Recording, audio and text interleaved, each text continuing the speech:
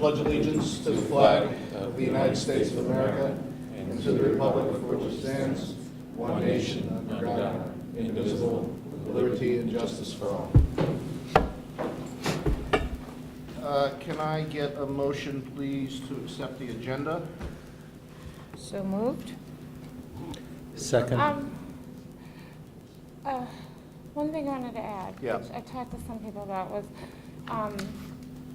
going to an executive session for just like 5 minutes at the end for the purposes of discussing a Employment in particular. Employment matter? Yep. Okay. Everybody's fine with that? 5 minutes at the end? Sure. Okay. So, Elaine, if we could add an executive session to the end for the purposes of discussing employment matter of a particular person. With that amendment, I guess we'll do it again. Make a motion to approve the agenda without amendment. So moved. I'll second. Oh, go ahead. Okay. All those in favor? Aye. 4-0. Now I'd like to turn the microphone over to Dr. Harrison for the superintendent's report.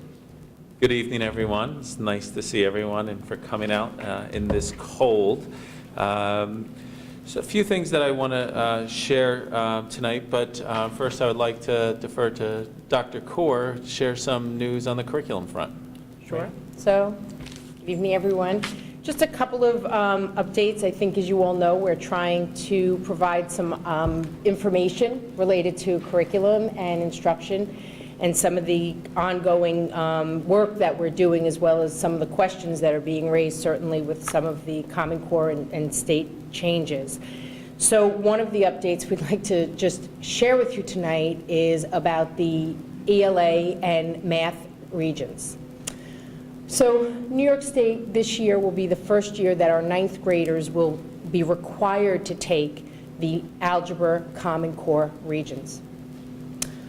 With that, for this year, you are also offered the opportunity to administer the old regions to your students as well. So districts around New York State have to make the decision whether to administer. You have to administer the Common Core, but you can also choose to administer the other exam.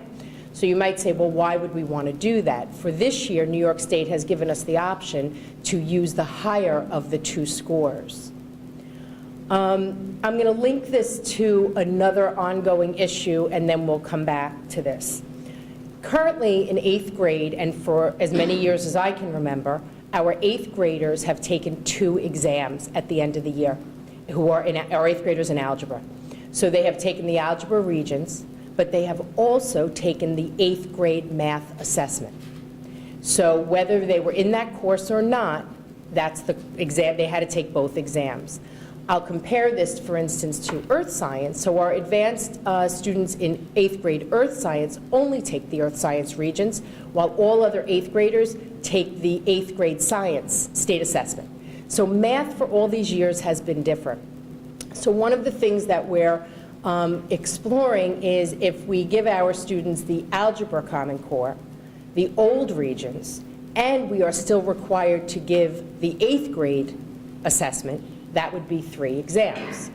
Right now, the New York Board of Regents is considering, for the first time, waiving, giving us the opportunity to really complete a waiver that would say our students will only take, in 8th grade, either algebra or the 8th grade math assessment. So for the first time, what they've done is they are considering taking off the table the 8th grade assessment for students who are in our regular math course. So this is a decision that we have not made yet. The information is still coming. That opportunity around the 8th grade exam is fairly recent. So we are administering the algebra regions, Common Core regions, because we are required to, and some of the other decisions are still under consideration until we make sure that we have enough information. The other change is the ELA versus the English regions. So this year, we are not required to give the new Common Core English regions. There is an expectation that our 9th graders are all receiving instruction in the Common Core using the Common Core standards. So some school districts are actually administering the Common Core ELA exam as well.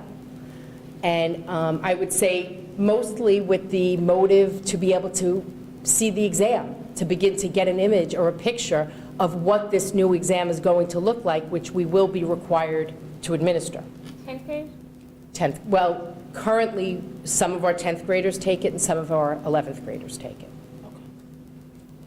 So for the ELA, at this point, we feel pretty confident that the decision to only have our students take the old regents at this point makes the most sense.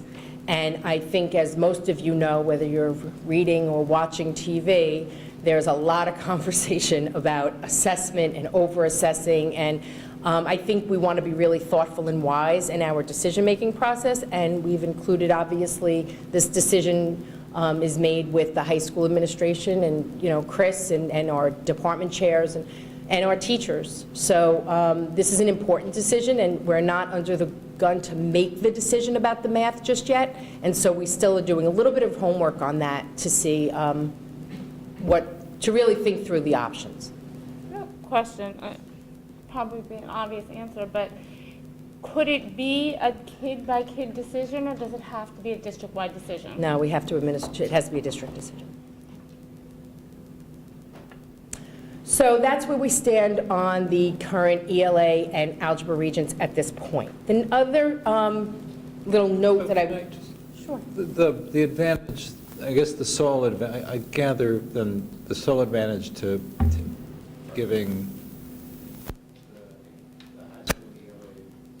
sorry, maybe I got confused when you were saying what grade or grades is this test for? For ELA? Yeah. We have some of our students in 10th grade take it and some of our students in 11th I see, grade. but it's the same, Yes. it's a single test. So is it honors? Yes.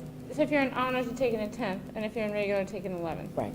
And the advantage of administering the new test is that schools would be able to see the new test, but otherwise is the test not made available? Well, right, they're not. how So, do well, they see we're not sure yet. So currently, the grades 3 through 8 test used to always be available. We actually would use those as our reference point for practice the following year. Yeah. When New York State started to roll out the new Common Core aligned tests, they no longer make them public.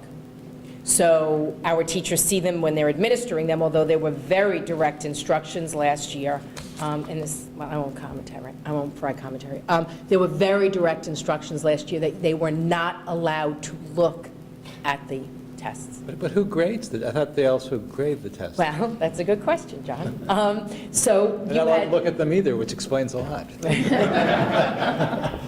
so last year, we did not grade our own tests, Right. but many school districts did. So some school districts did. So obviously, yes, teachers were looking at the exam. But my point is that, but they are not available. So it used to be you could go to state ed and you would download the test and Okay. look at it and use the test as a reference point. I thought the rules changed, and last year, no district was allowed to grade their tests. So how is it that some did? No, last year you were still allowed to. I thought, no, your teachers weren't allowed To grade their own kids, tests. But the schools Thanks, would Robin, grade their own right. tests. But then grading, I thought grading was done by people, who did the grading then? I thought there was sort of a, kind of a swapping? For Irvington? Right, or Irving- for generally, who did grading for? It depends. There are some districts, Dobbs Ferry, for instance, said there's a company called Educational Vista. They sent their test to Educational Vista. We used the BOCES service last year. So, and the clarification is what Robin said, though, Maria, that a teacher could not grade their own assessment, Right. or a student who they teach. Right, I know. I mean, prior to last year, wasn't it that the different teachers in different buildings, everyone graded different parts? To grade their No? own kids. They could have graded their own kids. They could have graded their own kids. So that's where we stand. The other update I just would like to give you is on the next generation science standards. So the next generation science standards are going to be considered and voted on by the regents in February. There's lots of questions. If I had to speculate, at some point, these standards will be adopted. I think the question is, with all the pressure that New York State is getting right now, the question is, and they are saying they are not sure if they can afford to roll out these standards. So I guess for now, we'll have to wait and see. In some ways, it's to our advantage if they roll them out. They are more aligned with some of the other standards, and I think they also speak to some of the higher level skills that we really would like to see. So, no set of standards sits in isolation. Ultimately, we need to develop our curriculum around them. But for right now, it is unclear whether they will be adopted or not, and more to come. The only other thing I'd like to share that I actually had not put in the write-up was we got information yesterday about the social studies standards. So apparently the new framework for social studies standards, so not the standards themselves yet, just the framework for them, sort of the outline, will also be voted on. And there is a better chance that that will be adopted more assuredly than maybe the science. We don't know yet. And that will just, so to give you sort of a long-range picture, what that means is they will start to develop assessments, state assessments, how we have the science assessment, and some of you may remember we used to have a 5th grade social studies and 8th grade social studies assessment.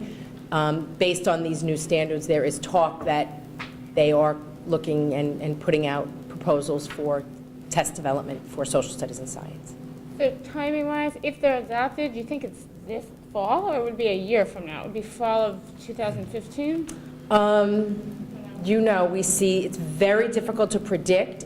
Based on their timelines, if I had to predict, I would say that they would expect us to be thinking about them next year, and I wouldn't be surprised if the following year they had some more specific, explicit plan for us. So that's for the science or the social studies? Both, well, both. And I think once we see if they adopt, the next generation science standards are ready, they're done.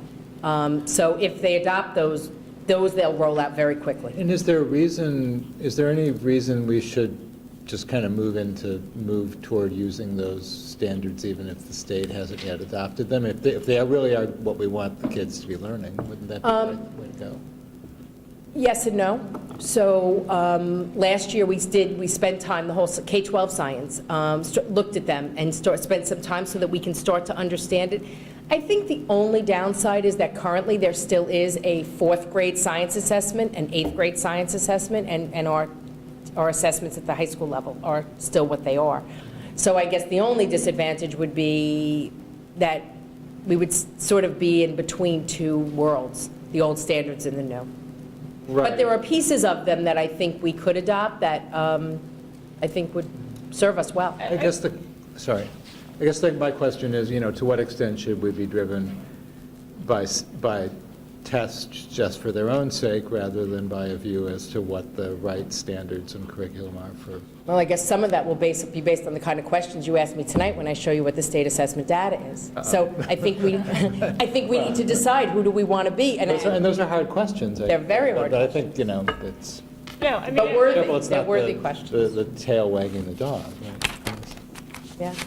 yeah, I mean, I was thinking the same thing, but then I thought, if they don't adopt them, isn't there the chance that we spend money toward going in that direction, and they end up in another direction, and then it's a lot of professional development and materials costs that we might have to change. I was thinking the same thing, though, but...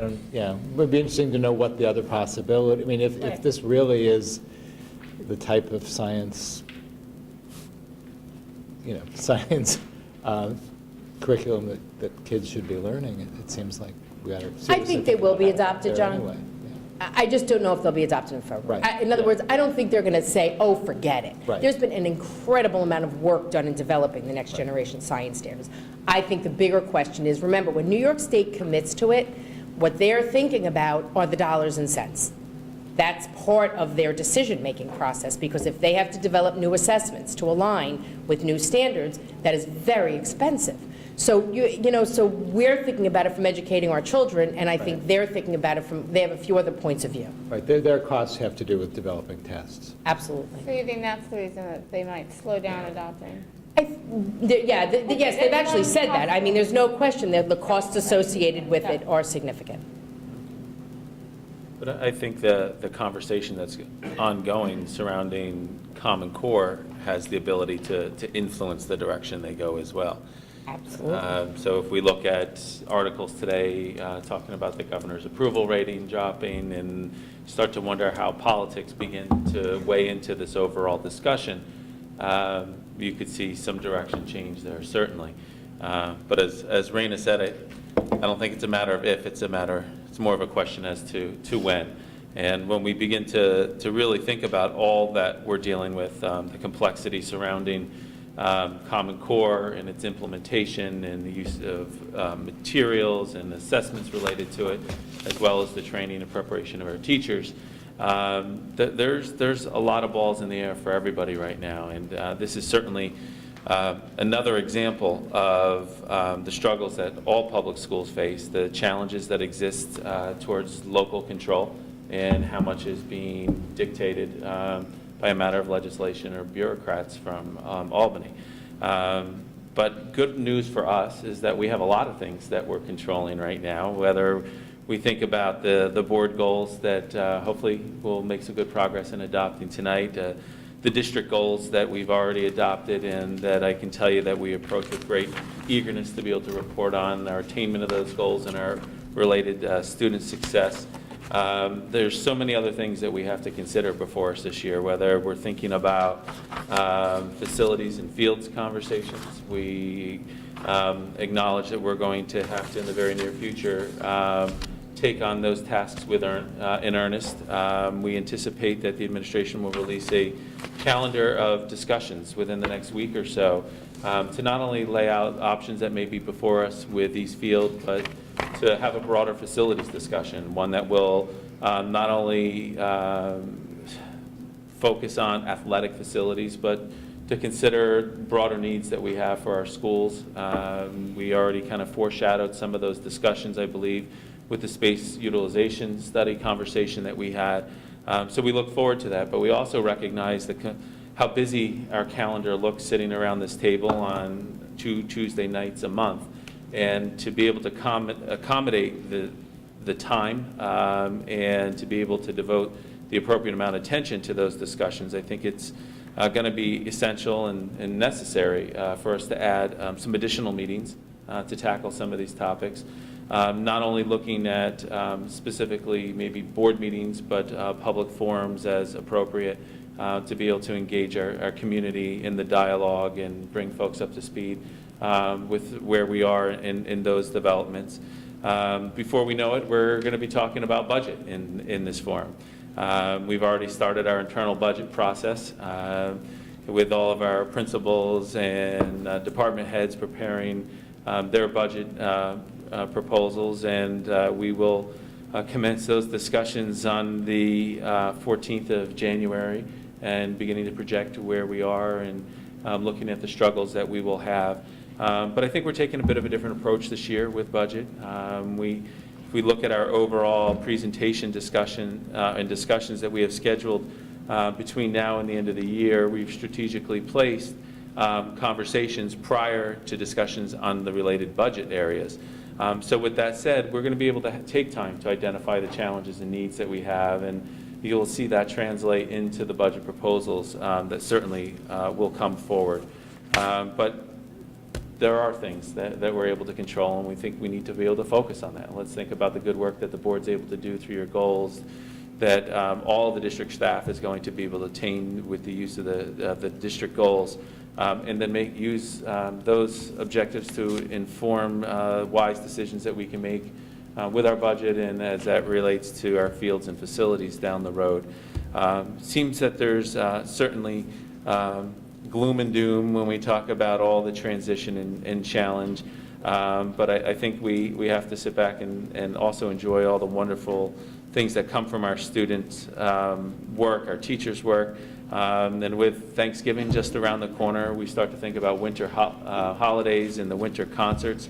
And the first concert's just around the corner on December 4th, where we have the middle school, high school band at 7:30 right across the campus. And that'll be followed with the high school wind ensemble and choral performance, special performance, I should say, in the city at the MetLife building at noon on December 12th. And then, of course, we have the middle school, high school winter chorus and orchestra concert on the 18th. So a good opportunity to sit back and relax and forget about all the challenges that we face and enjoy the talents of our students and staff. Certainly it'll be great evenings and a great afternoon. So we hope you're able to come out and join us at those events. And then finally, just certainly, in case I forget later, to wish everybody a wonderful Thanksgiving. It's come very quickly. So that's about what I have, Mr. Grados. Thank you very much. I guess we'll move on to the board committee liaison reports. And I believe Mrs. Kashkin will give the safety report. Before you do that, I just wanted to apologize. Phil Whitney is not here tonight. He sends his apologies. He's on a business trip out of state. Okay. When did we meet? On October 23rd, the Safety Committee met here in the campus presentation room. We reviewed some old matters. The window panes at some of the doors at Main Street School, the classrooms needed repairs. The custodial staff has been replacing them as time permits. There was an update on Safe Routes to School grant. For the most part, all of the work has been completed with a few miscellaneous items that Gary was adjusting. The lights, if everyone drove up the hill, are up and functioning, so that is a plus. Let's see. East Fields was discussed. The expectation was that we were going to have a recommendation from DEC within the month. We discussed the security at all 4 schools, the outside firm that we hired with the greeters. We've gotten some good feedback from everyone. What's new about that, we have some portable radios throughout the buildings that are connected to administration and the police department. They've also purchased grab-and-go bags at all the buildings, which has supplies and student information. That's also new this year. I believe that was it for the security. We did some repairs, bluestone repairs at the atrium at the high school and the entrance at the campus arts theater. The bluestone cracked and was in great disrepair, and it was a big safety hazard. So all of that has been replaced with concrete and looks very nice and smooth. And I walked on it without my shoes one day because I had heels on and I fell, so I was just walking gingerly. So it was nice and smooth to the foot. Let's see. New business, we discussed in the older section of Dow's Lane, almost all of those classrooms only have 2 outlets in them, and the teachers are currently using power strips for all the computers and everything that they need, so that's a concern. So Gary is looking into what modifications could be made to the rooms, and we'll bring those recommendations to the Buildings and Grounds Committee. What else was there?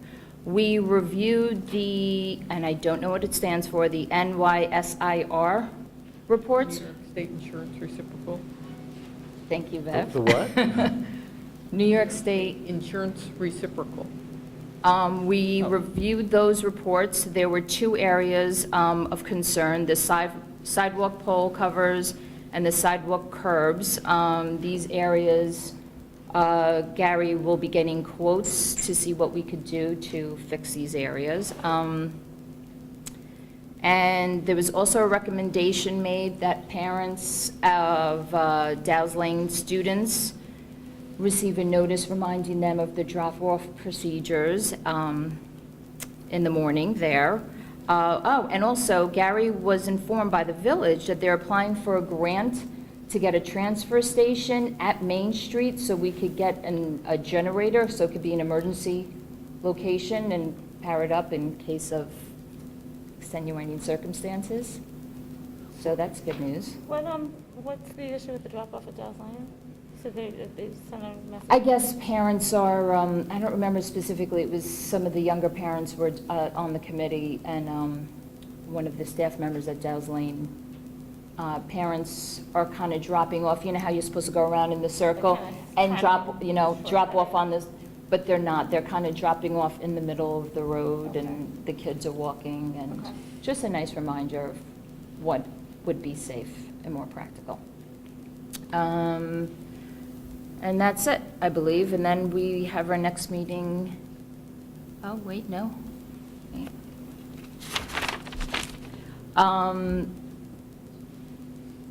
Oh, yes, that's right.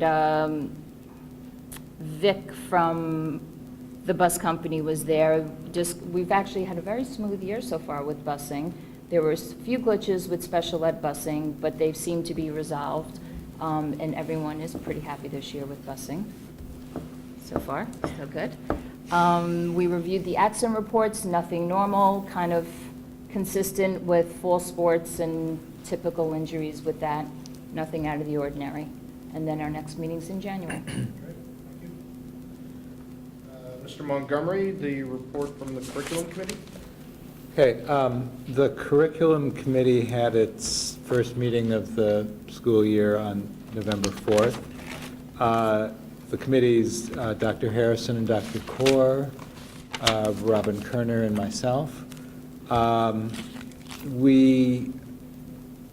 meeting focused pretty much exclusively on, exclusively on two things.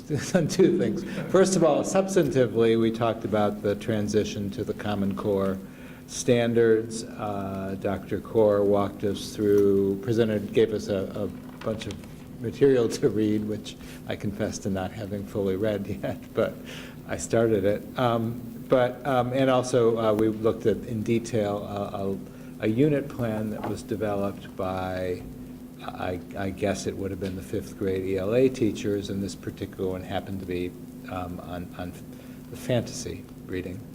We saw the detail of what was in that plan and how it aligned to various pieces of the standards. So that was informative for us. I think we still have more to do. We had a broad discussion of the work that's being done to develop these standards, but also we're still trying to understand what we need to do, what's kind of discretionary, what are the district's decision points, and what options do we have. So this is, I think, really ongoing work. We talked a little bit about math as part of this, but we spent more of our time on ELA, but those are really the two primary Common Core areas. We also discussed our plans for the curriculum committee work for the year, and among the areas aside from talking about the Common Core standards and the transition to them, we're also hoping to talk about changes in the elementary math curriculum, the effort to develop curriculum mapping and what the options are there. Also some talk about how we go about defining what skills, what knowledge our graduating high school seniors should be completing their Irvington careers with, and how our goals for that should filter back into what our instruction and curriculum goals are, K through 12. And also we're also hoping to talk about the APPR standards and whether sort of the APPR effort and how that's going. And we've also raised the issue of the writing curriculum in particular, and whether there are whether that is where we should be and what the scope for improving that might be. That's I think the basic outline. Most of it is a to-do list, but we started. One thing to add, which is, we did get a little bit in the conversation, which is really interesting, about how even, the Common Core is kind of a set of standards, but that, if rigor is, something that we always talk about, that it's, depends on, it's up to us to determine the level of rigor. So the Common Core is not guiding how rigorous the courses are. It's kind of saying, here's how you do things. But like, for example, you could pick the books that are going to accomplish the goal of nonfiction, reading. And so by choosing more rigorous books, we can up the rigor of the curriculum. So we had an interesting discussion about that, too. So. Great, thank you very much. Moving on to the next topic, I know the last meeting, because it was running late, we had tabled the student performance report for this year, and said we'd do it at the earliest part of the next meeting, so we'd like to turn to that now. Yeah, great. Well, while Dr. Kaur's setting up, I just thought I'd share a few comments that certainly this presentation is designed to be an overview that will communicate how our Irvington students performed on various state assessments. This information eventually populates the school report cards that SED will release later in the year. So throughout the course of the presentation, Dr. Kaur is going to share some comparative data. She's also going to share some insight into the respective tests that she'll be discussing and how that correlates or relates to our programs. We understand that topics like this, whether any measure of student performance, can spur a lot of questions, can engage a lot of emotion, and we anticipate that there's going to be questions tonight. I suspect that a number of the questions will be addressed throughout the course of upcoming presentations. For example, as we look down the road to the next Board of Education meeting on the 3rd, there will be a presentation on elementary programs. So I anticipate that we'll address some of them in that forum. But there's certainly going to be some other dialogue that'll come up, other questions that'll be posed. And it's probably not practical or feasible for us to answer every single one of them tonight. So we will try to record every single question that does come up and then respond accordingly in the very near future. It's a lengthy presentation with a lot of information, so I will leave it to Dr. Kaur in the pacing of it, but at the same time, if where possible, we could try to contain some questions to the end, or if you see some logical breaking points, so we don't lose some of those thoughts, probably would help us get a more global picture of where we are. Sure. So with that said, it's your floor. Okay, so good evening, everyone. This is a report that we do on a yearly basis. You'll see, if you actually have joined us for previous years, you'll see it's fairly standard. It is a report of the New York State assessment. It is not a report of all of our assessment or the only ways that we assess our students. So it's the way that we look at standardized assessment data. So I'm going to show you some of our performance data. I'm going to also compare from a pool of districts that we often compare ourselves to. And I also will point out as we go some things that I think are worth considering as we talk about this data. And John, you sort of opened that door for me, thank you, in asking about, when we teach are we teaching to the assessment or are we teaching above the assessment? And I think that as educators, we are challenged to walk that fine line, especially in a place like Irvington, where we really do have high-achieving students. Turn it on the side.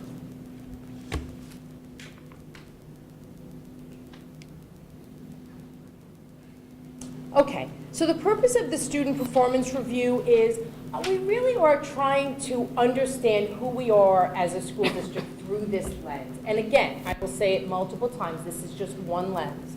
So it does give us a window into how we are doing comparatively around New York State. We do use the data to inform our thinking. It helps us very often to see where we look from year to year. So the two ways that we look at data is we look at the cohort, which means we look at a group of students and how they did in 3rd grade, 4th grade, 5th grade, but then we also look across year after year, how did we do in 4th grade 2 years ago, last year, this year, next year. Some of what we learn from our assessment guides our professional development. Also, more importantly, or I would say more often, it guides our curriculum development. It helps us target interventions. One of the things that is a challenge for us, though, and I'll talk more explicitly about this as we get to more of this data, is that as the assessments change and lack consistency, targeting specific content areas or targeting curriculum-specific changes make it difficult. Because in the past, we have had no real window in to whether that is something they're assessing this year and will continue to assess, Or was this really just they're going to do it this year, and then next year the state has changed their focus? So I'll talk a little bit in more detail about that. In looking at the data, I just wanted to point out the value of comparative data. There is value to looking at how we do regionally. Certainly we tend not to look as much across New York State. We certainly tend to look at Westchester County and some of our neighboring communities and who we like to compare ourselves to. And there is value in that, but there's also limitations.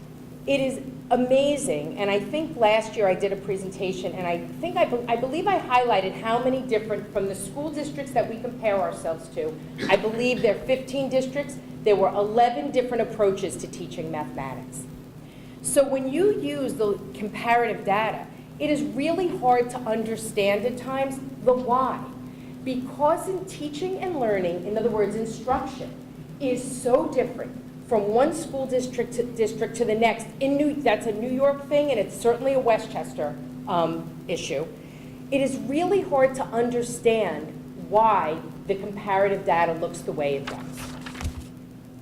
So we start this presentation with some information about Irvington High School and the Regents diplomas. This is not something that, as you can see, tends to change considerably. Just that we always like to highlight, New York State requires 5 mandated regions: English, integrated algebra, global, US, and living environment and science. Other than that, any regions that we are giving, it is optional, and we are choosing to give that assessment. Our National Merit finalists, as you can see, we have our we have our semifinalist numbers, but the finalists, obviously, we don't get until later in the school year. So there's always the question about our AP data and the specifics of it. I also like to remind everybody, we do have open enrollment for the most part. So when we look at our scores and we look at our data and we look at how our students do, I think our teachers and I think the administration is very proud of the fact that we offer this opportunity to all kids. And it does change. So again, if you do comparative data, there are some school districts that have a much more selective process. So the only students taking AP are students who will take the test or students who are expected to score highly on the test. So I think, again, it's just one of those points of reference. So as you can see, last year we offered 19 courses. We had 590, so let me clarify that number. That is not 590 different students.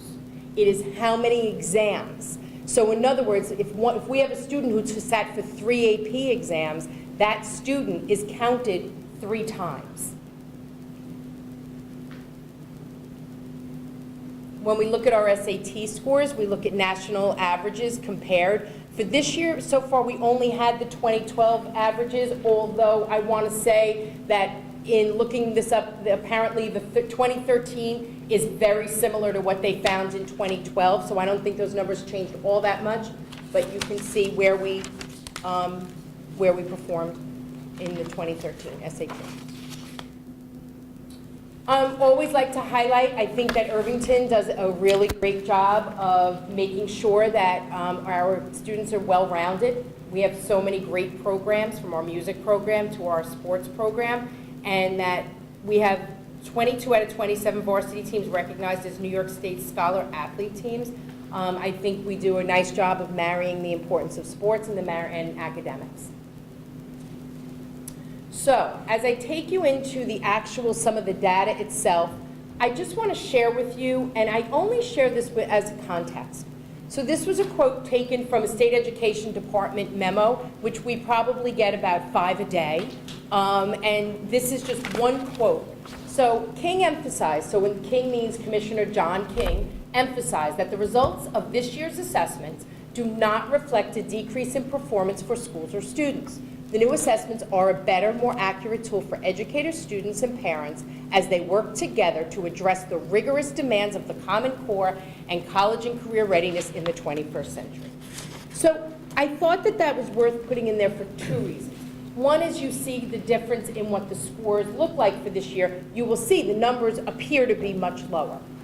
And so it is worth mentioning that they changed the way, they changed the rigor of the test. And the way New York State scales the test, scores it in any given year, changes. So it's not a system that works consistently year after year.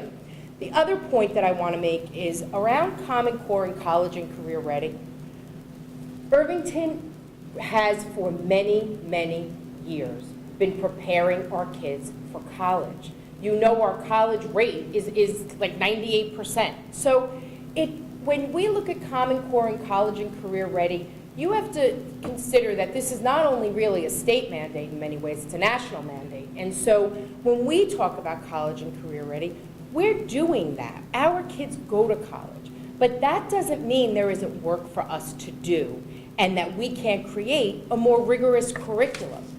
So as much as we hear the college and career ready, sometimes people say, well, our kids go to college. They do. But that doesn't mean that we can't be considering what do our academic programs look like, what do we offer to students, and how do we raise the bar around our student learning, K through 12. So let's start with math. Cohort for comparison. So you will notice most of the schools in our cohort that we compare to, we compare because they are of similar size. We always include Scarsdale because people love to ask, what about Scarsdale? So what about Scarsdale? So we include them. And Chappaqua can sometimes get that same question, so we include them as well. They are not of a similar school.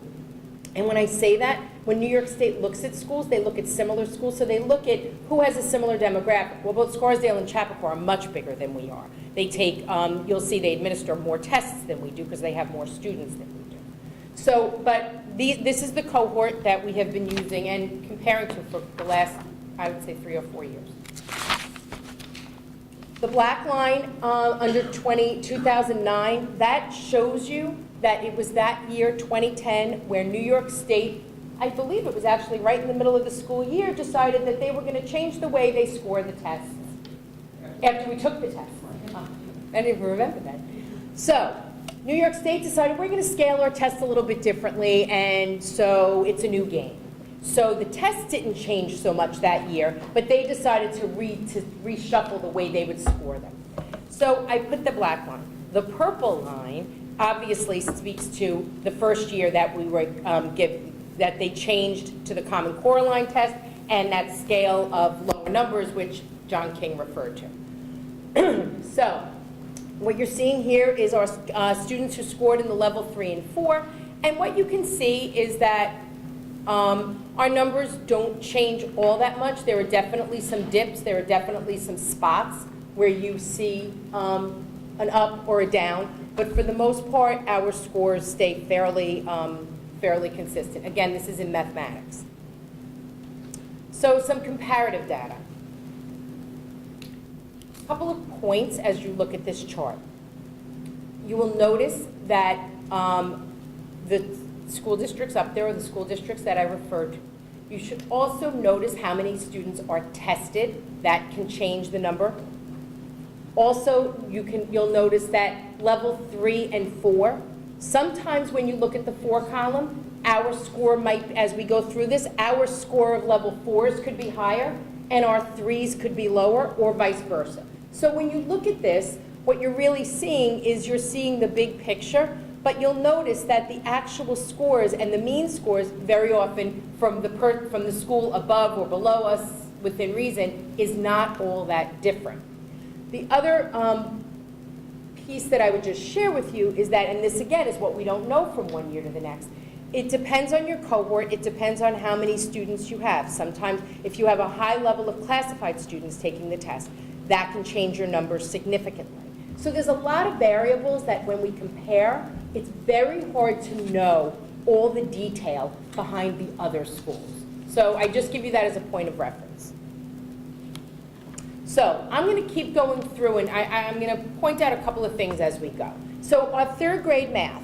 Remember, 3rd grade is the first year that our students take a standardized assessment. There are other school districts that actually buy other standardized assessments and start assessing their students as young as kindergarten.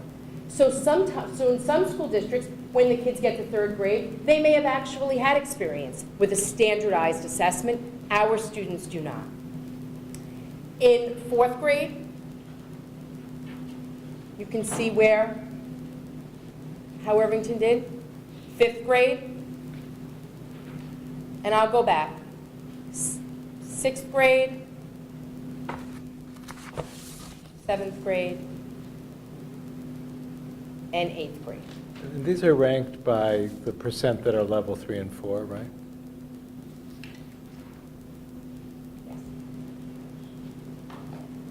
So, which is why, John, I pointed out before that, in any given year, you can look and you can see that, like us, another district could have had more 4s and be lower in that list, or higher in that list. So that's why I just want to, when you look at this, it gives you a picture. It doesn't give us, we're not drilling down into any data here, it just gives you a picture of where we sit. So the interesting thing for me with math is, so we start in 3rd, so if you look, and by the way, you can also have duplicate rankings. Let me see if there's one up here that actually shows that, where you could have 2 schools that are tied that are at number 7 or at the same number. So you can see in 4th grade, 5th grade, 6th grade, 7th grade, and then ultimately in 8th grade, we moved up to 4. So, I'm always cautious. While it's always nice to be high in the list, it's not great to be low in the list, and in any given year, you can fall in a variety of places on that list. So I'm going to keep going with our other math data. So one of the things that you'll see, this is the Math A Regents and Integrated Algebra Regents. And one of the questions that has come up, I would say, in previous years about our Regents is why aren't more of our students scoring at the 85 to 100? So if you look at the trend, you would see that we have seen an increase in our kids scoring at the higher levels. Does that mean that we should be scoring, have more students in that? Yeah, I'm not going to say that we couldn't, but I think our goal has to start to increase the number. Again, the Regents exam is, I would say, we would feel is not the most rigorous. Regents exams are not the most rigorous exams to give. That's why some of our neighboring school districts have chosen to only give the 5 mandated Regents and not have our curriculums based on the New York State Regents, but rather give us the opportunity to build our own curriculums based on higher level learning. Do we ever look at that data? Do we ever break out the 9th grades that take it versus the 10th grades? Have we looked at the difference in those numbers? Yeah, well, wait, you mean the 8th grade versus the 9th grade? I'm sorry, the 8th graders Yeah. and honors who take it versus the score of the 9th grades who, I mean, it would be interesting to me to see how the grades are distributed. I've never seen that in. Yeah, and I can definitely give you that. I mean, they break it out that way. Obviously, it would be what you would expect to a certain degree because Right. our 8th graders are accelerated math students and our 9th graders are Right. students that weren't. So, Why, yeah. it would be interesting to see that. 'Cause Yeah. It's the same test, so it's kind of it would be a good kind of yardstick to Yes, see. and I'm happy to pull that data. What about the 2-year algebra students? Well, everyone who took the Regents is in there. Well, I'm just So saying, theoretically, it's 8th, 9th, it would and be the 10th. 8th and the 9th, so we'd be looking at the 8th And grade 10th. and the 9th. And Right, 10th. right, right. Okay. So our algebra trig, so you can see our scores there have trended up. Again, I'm always careful. Our numbers at the high school in particular have fluctuated over the years. So I always like to say the largest class that I graduated from Irvington Middle School was 175. So when you have different numbers of kids taking an assessment, so when we look at these years, what we don't have up here, which I certainly could add in the future, which is the number of kids actually taking the test. And that might be helpful as well. So some years we've had quite a few more kids taking an assessment than in another year. I guess especially where we're combining sometimes 8th and 9th graders, depending on the size of the class. Geometry. Again, this is an optional Regents. So I'm going to move to language arts. So language arts tells a little bit of a different story. I would say you'll see that again, the black line is when they changed the scale scoring. That was a big shift. If you look at the scores across from 3 to 8 in 2009 compared to 2010, that scaling really changed our numbers. You can see in some grades that grade 4, for instance, you look in 2011, it was up 90, back in 2012, 85. One of the things that, and I would say certainly our 8th grade scores have been the most challenging. I would say 8th grade scores around the state, but certainly in Westchester, 8th grade scores tend to drop. I don't know that anybody has given us a great explanation for that, but I would say for as long as I can remember since these tests are given, the 8th grade traditionally does drop on the English language arts. So let me give you a little comparative data. Again, this is who we compare to. So I thought the ELAs told us a very different story than the math did. So you can see, again, our 3rd graders took that assessment for the first time. So that was our 3rd graders, and this is our 4th graders. Our 4th graders were, I think, 3rd in the state, 3rd in New York State. In terms of 3 and 4 Scores, percentage? yeah. Or the percentage were 3 and 4? So, yes, so now, 5th grade, look where we go, and 6th grade, look where we are. 7th grade, we drop, 8th grade, we drop. So I'm going to just take you through a little visual, which is if you look at, I went back to 3rd grade at the top. So look at 3rd grade, 4th grade, 5th grade, 6th grade, 7th grade, 8th grade. To me, this speaks to a lot of different things, but if we are jumping around like that, and I can tell you, I also looked at some of the other districts, and they're not that different. They're jumping around as well. What that tells you is it can't be that I would hope that no one believes that one grade of teachers actually bumps kids up and down that way. It doesn't work that way. Learning doesn't happen that way, we hope. Because if it does, then we could just start them in 6th grade if we don't think what comes before matters. So we are building and we are learning and teaching kids from kindergarten. So it makes no sense that our numbers are jumping up and down. So for me, one of the most important or logical steps, or leaps, I would say, is part of it is a reflection of how the test keeps changing from year to year. And because of the lack of consistency in prior years, and I will say this is part of the promise of the Common Core, because of the changes in the assessments and the way they design them, we are not consistently assessing every year. Because if we were, we shouldn't be seeing these kinds of changes. What do you mean by consistently assessing? I don't know In what other you mean words, by that. it can't be that magically, and I would love to say that our 4th grade teachers, me personally, would love to say that our 4th grade teachers are the best teachers in the whole wide world, and that's why that's where our numbers are. But I guess it would be naive of me not to say those 4th graders came from teachers of kindergarten, 1st, 2nd, and 3rd grade. Okay? Yeah. So now in 4th grade, why is it that in 3rd grade our kids didn't do so well? In 4th grade our kids magically do well. You'd have to track the class over time. But that's what my How did that point 4th is, grade that do it's year part- before? right, that's my point. So part of it is cohort Right. driven, Right. but part of it is the change in the assessments. And so it makes it hard for Right. us to look at any given year of data and really look at it and understand. So my best example is, several years ago, I was at the middle school, and our 8th graders did miserably on the ELA. And we went through all that data, and we looked at all the questions, and what was it? Why did our kids do so poorly? And it turned out, that particular year, there was an incredible amount of poetry.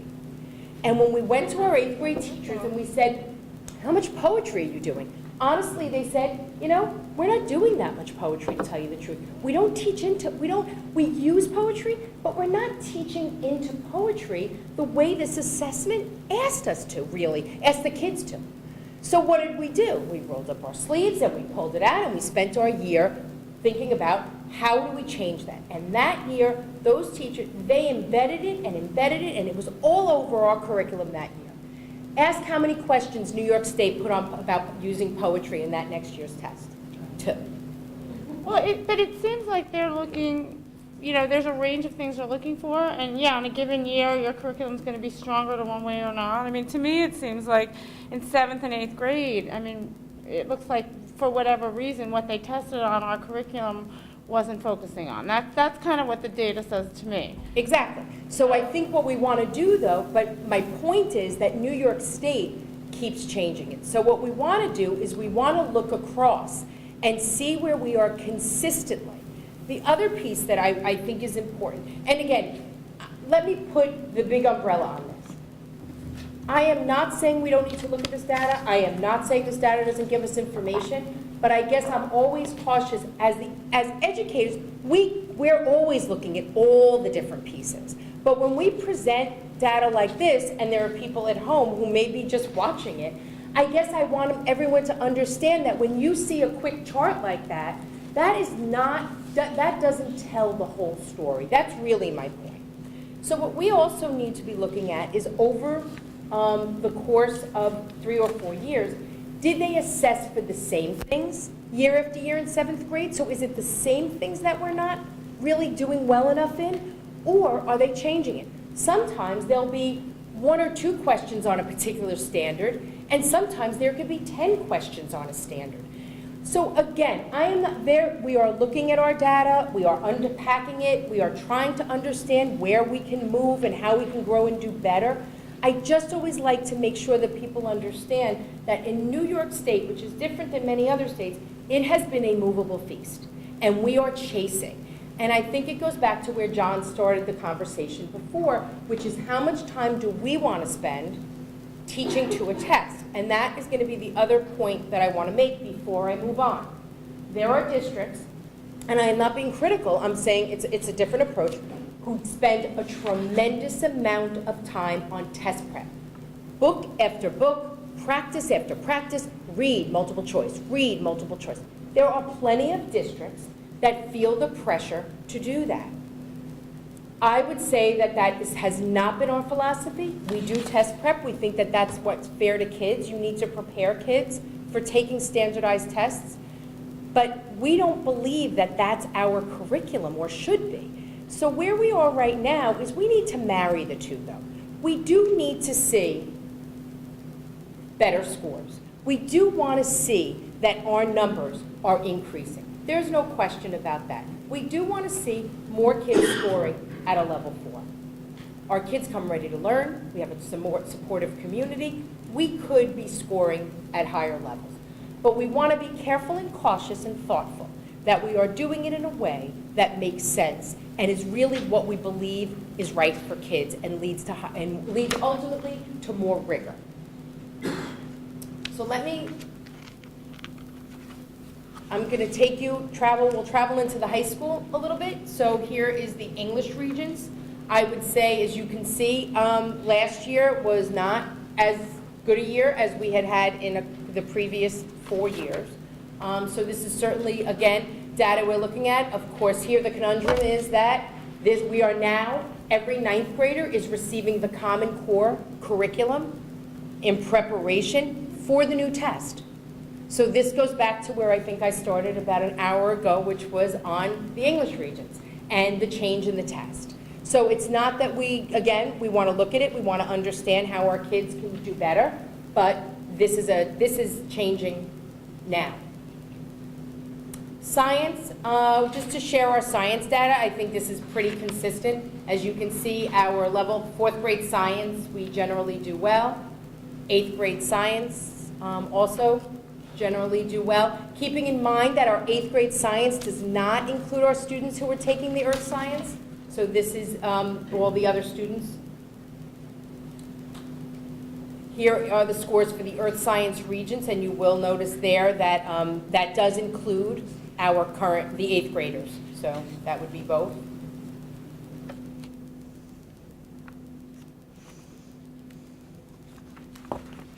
Living environment. What grade is that? What grade?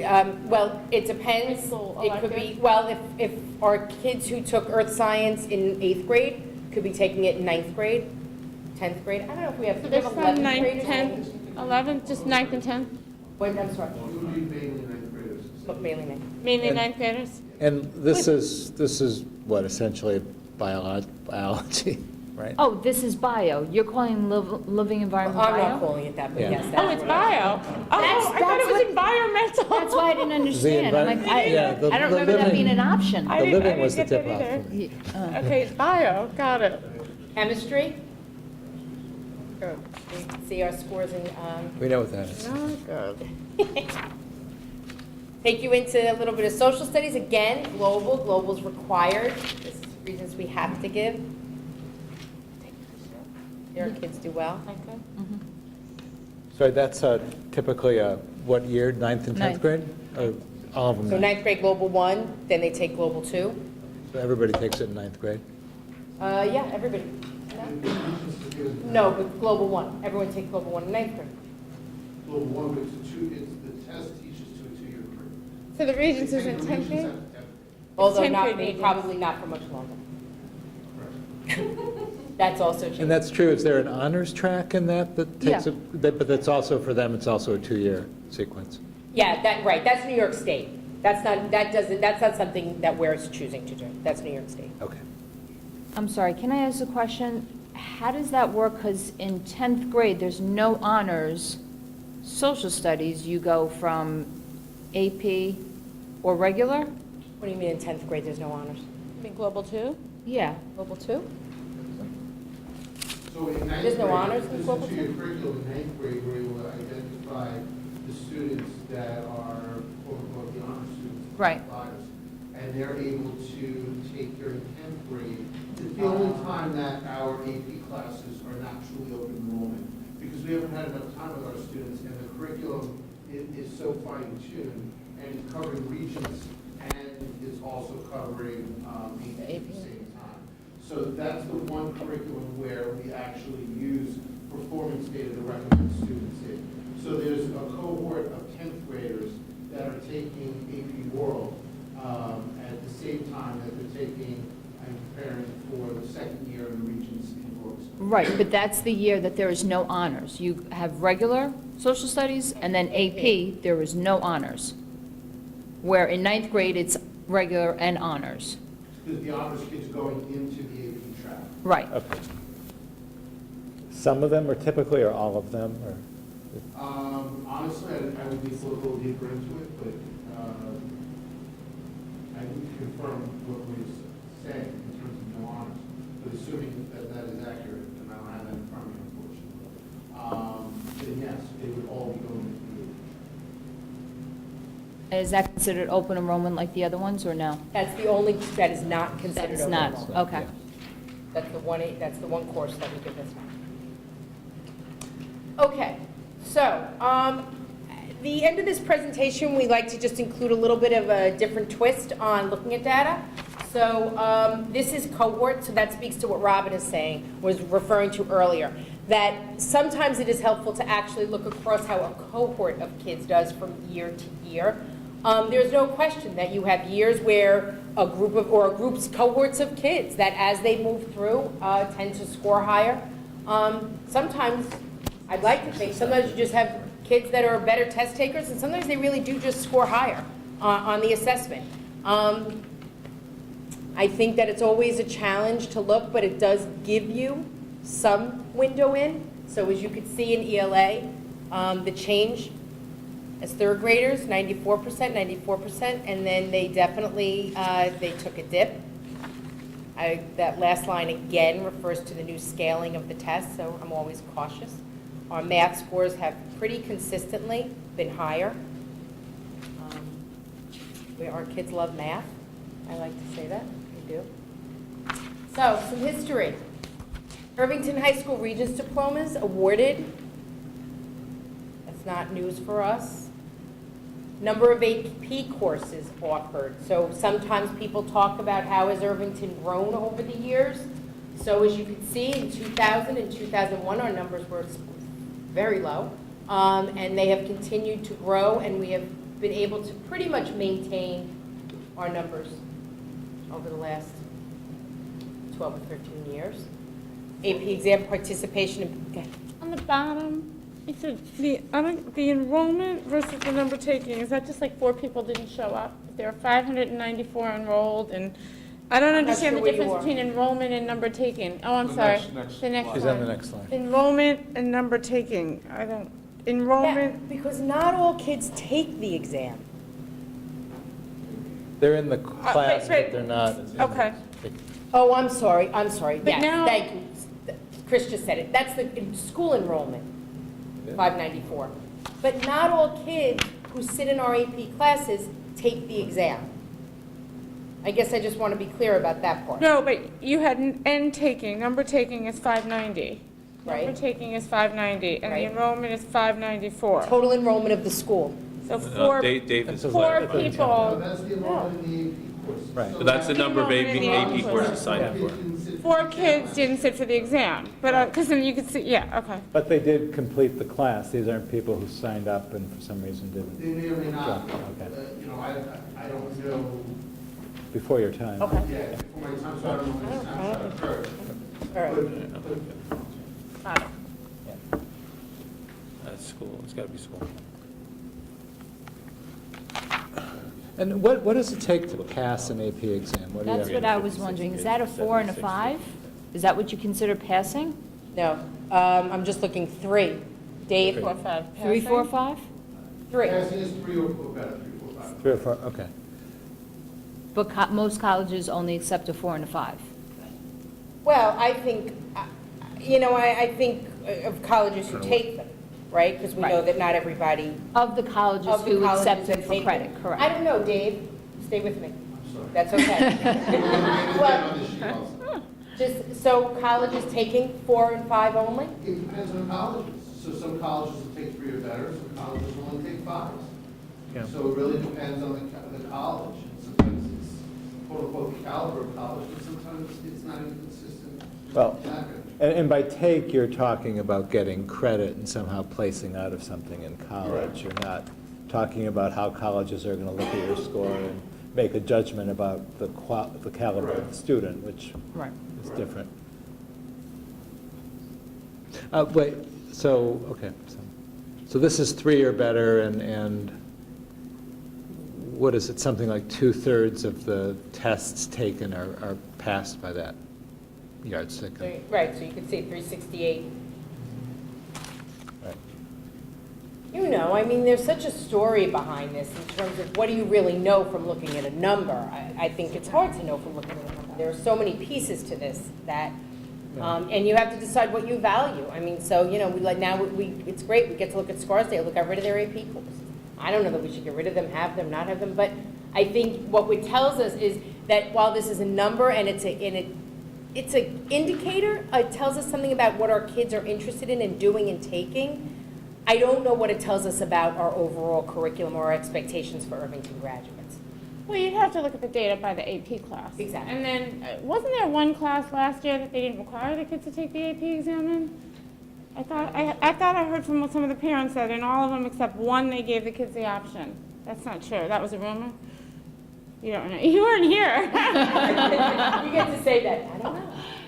Okay. Okay, again, this is just a scan, I always like to highlight the connection between our students who really see that as opportunity to be well-rounded and sports and academic achievement. Okay, so, closing thoughts. I think most of this I believe I started out, I just wanted to reiterate, we really use this data to inform our thinking.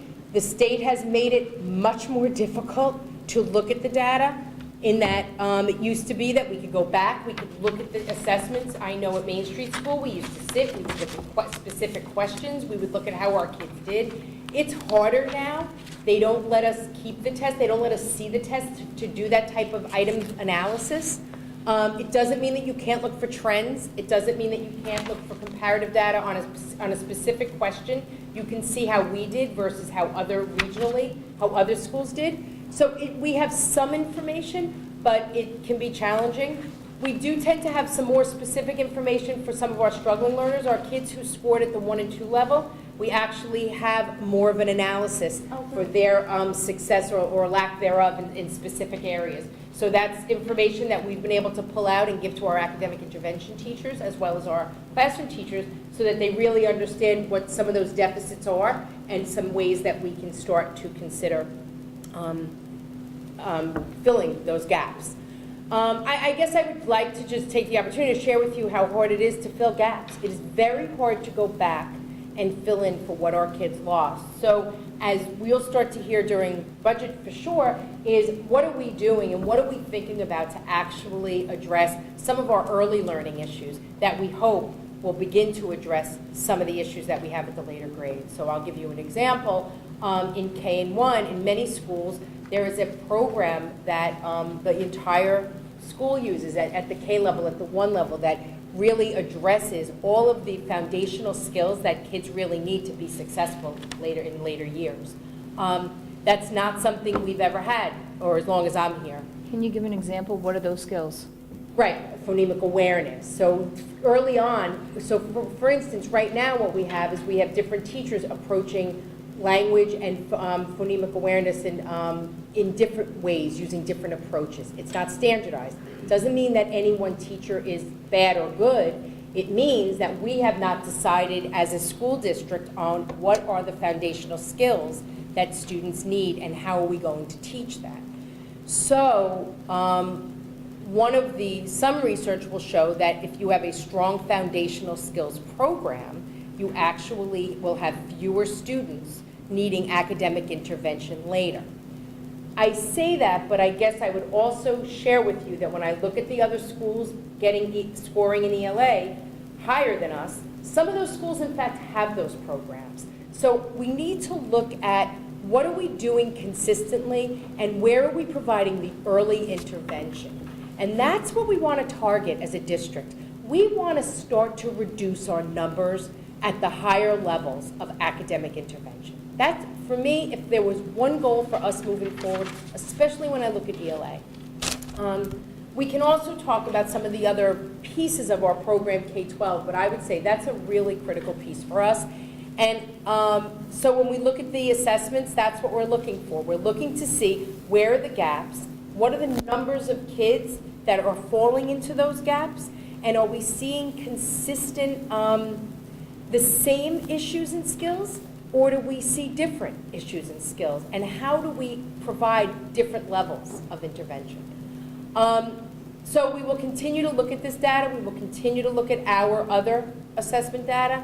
And I think the longitudinal view helps us. And I think that we have started to do a better job of including more programs at the earlier levels and more specific programs targeted through RTI. But I would say that we still have some work to do for that. And in the meantime, we need to make sure we're filling the gaps as the kids come up until we can start some of the foundational work. So I would say that's where we are. I don't think I have another slide. I don't. One thing about your phonemic awareness, it was interesting because you mentioned that different teachers have different approaches now. And it's kind of my understanding that a different kid might need a different approach. So I'm not of the school that if we gave all our teachers one approach, then that would necessarily be the be-all, end-all. I've seen that certainly a lot of the private schools or the special schools figure out, they have the ability to kind of target each kid and develop the way that's right for them. And in fact, a different approach for every kid is how they go about it. So it's But you want a interesting. toolbox. What? So you want Yes. a toolbox. Yes. And Yes. that's what I'm saying. It's Yes. not that there's Agreed. one way. Agreed It's a completely, toolbox but- so that, and it's a toolbox and it's communication. So if our K teachers have the same toolbox Right. and they're using that toolbox for all the different kids, and the first grade teachers are using a similar toolbox, and they also know what the kids did in kindergarten, that's what I'm talking about. I'm not talking about a one-size-fits-all. I agree, but the interesting thing to me is when you said that is, look, I harken back to when we had the multisensory class. And, different teachers have different training and different talents, and maybe there's a way, in our spare time, that we can better match the kids with the needs. Like if certain kids, I know we try to do this, but if certain kids are certain types of learners and certain teachers are trained in that. For example, if there's a kid who needs multisensory now, hopefully, even though we don't have the class, we would kind of think, okay, they probably do well with this teacher because we know this teacher's had multisensory. So, I mean, I don't know how much we could do of that, but it would be good if we could at least classify general teachers who are strong in different areas. I think we'd be far better off at equipping all our teachers to teach all children. Ultimately, our teachers need to be able to teach all children. We can't rely on one given person having a set of skills and then that person goes out on a medical leave. Like, in other words, things happen. I agree with that. So we need to say, here's what we expect all teachers to know and be able to do, Yeah. so that here's what we can expect all students to know and be able to do. So I'm I a strong agree with believer that. in matching kids and Yeah. teachers. We I might really be am. also getting a little far afield, too. I know the board's had a chance to ask questions throughout. Why don't we open it up? Wait, I'm holding off on questions, actually, but, Okay, I was going to. yeah. Do you want to do the audience first I was and going then to do just do it? the audience first. and Let's then do come the back audience to the first board. and then do Okay, it? fine, that's Is that fine, what that's you- fine, yeah. It's okay? Yeah. I think it's good, yeah. Okay. It's a good idea. Okay. Please, will you state your name? Richard Cole, I would ask the board to respond, what's your initial response to this report in terms of how our students are testing? Is considering the fact that on a per pupil basis, we have one of the most expensive districts in the entire country, are you satisfied with the percent of students getting an 85 to 100% on these various regions of the exams? Do you want us each to respond to that?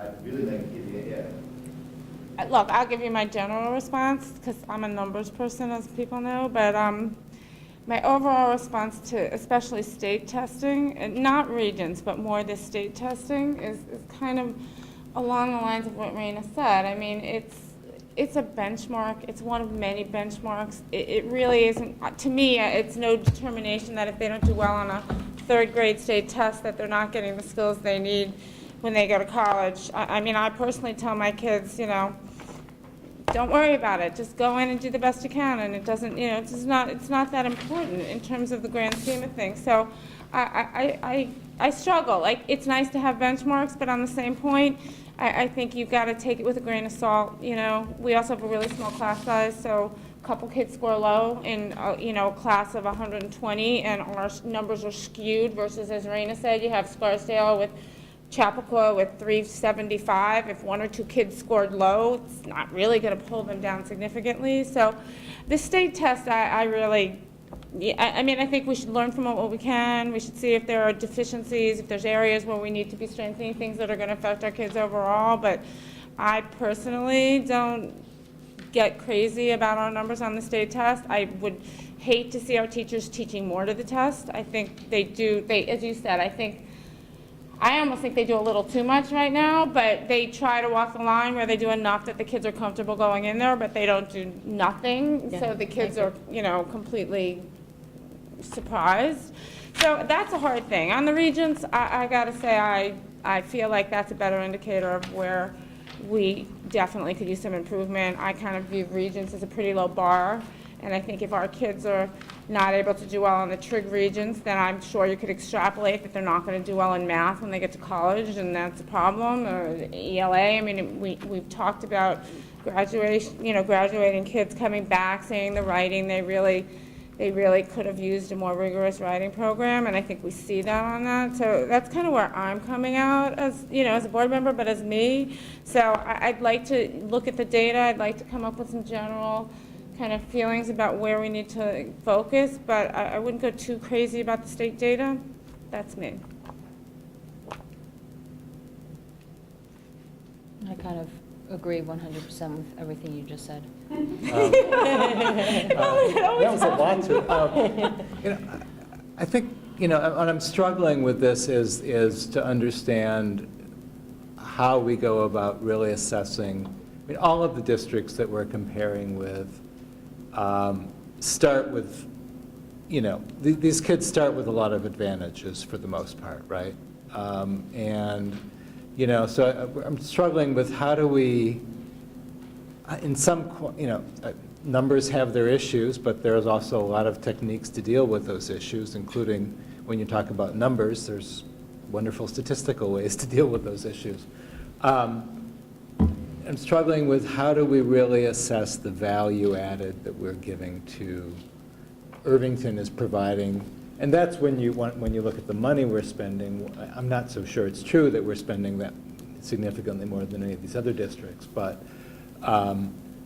you know, how do we assess whether we're really doing what we're doing in our schools really is delivering as much as we can compared to, you know, what's possible? Well, as much as we can, full stop. And I don't know that these numbers, maybe there's a way to get there, and that was going to be some of the questions I was going to ask, so I'm going to defer that. But you know, I think we're, so I'm not sure. I'm struggling with what the right metric is, and I'm not really sure. I don't have a strong view about whether a particular cutoff on a particular exam is an important metric or not. Yeah, I tend to agree with John. You know, I've sat, you know, this is my fourth one of these, and, you know, I don't take the highs with too much of the high and the low with too much of the low.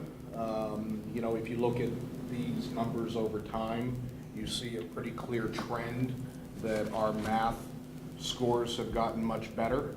Although I know that, you know, even my kids have had issues, my daughter especially, you know, she'd kick me if she ever watches this, but my daughter has had issues with math that need to be remediated. You know, same thing with ELA. I've seen that our ELA numbers tend to look like they've been going down, but in my experience of watching my own children and their friends, I see kids doing very well in reading and writing. So for these numbers to really mean anything, you need to drill down as to what individual kids are doing. I think that Raina pointed out something that we see every year, that you could look at a 7th grade math test that, you know, we're 15th, and then suddenly the next year we're 2nd. I don't believe it's because the 2 teachers or the 4 teachers that they have the next year are so much better at teaching to the test that's why we do it. You know, so it's a bit of a rambling answer, Richard, but I think that you got to take it as one point of how we're doing, and I don't think the percentages say it all, because you can look in, I was just looking, like, say, I think it was Edgemont, for instance, when you were going through the jumps on ELA. A lot of districts are doing the same jumps that we are, you know, in the same year.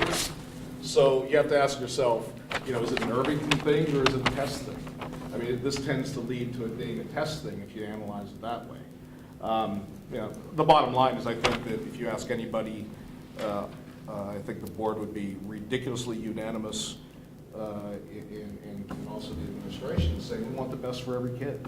We want the best for every kid, and that's why we continue to do this work and continue to do the analysis year to year.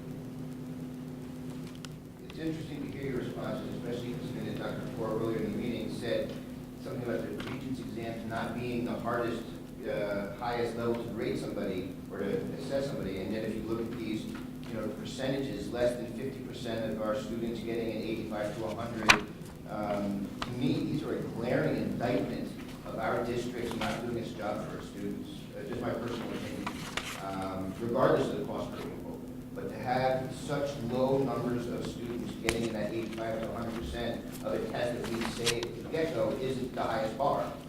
We're not serving our students as well as we should, in my opinion. And I would also say the district, as a board of education, I respectfully disagree with you, Bob, and say that we shouldn't be looking at individual students. And as a school board, we have to be looking at the overall, what's best for the majority of students. And there may be 1 or 2 students that are outliers, you know, honor students or special ed students. But as a board of education, you have to serve the community as a whole. And in doing so, you really have to look at the overall numbers. And these are pretty abysmal, in my opinion. Do we, as a point of, when we're looking at the Regents, do we have any data on what the sort of normal spread of scores are, either statewide or you know, I mean, we're looking, if we're focusing on the percentage of students that get 85% or above, what is that 85%?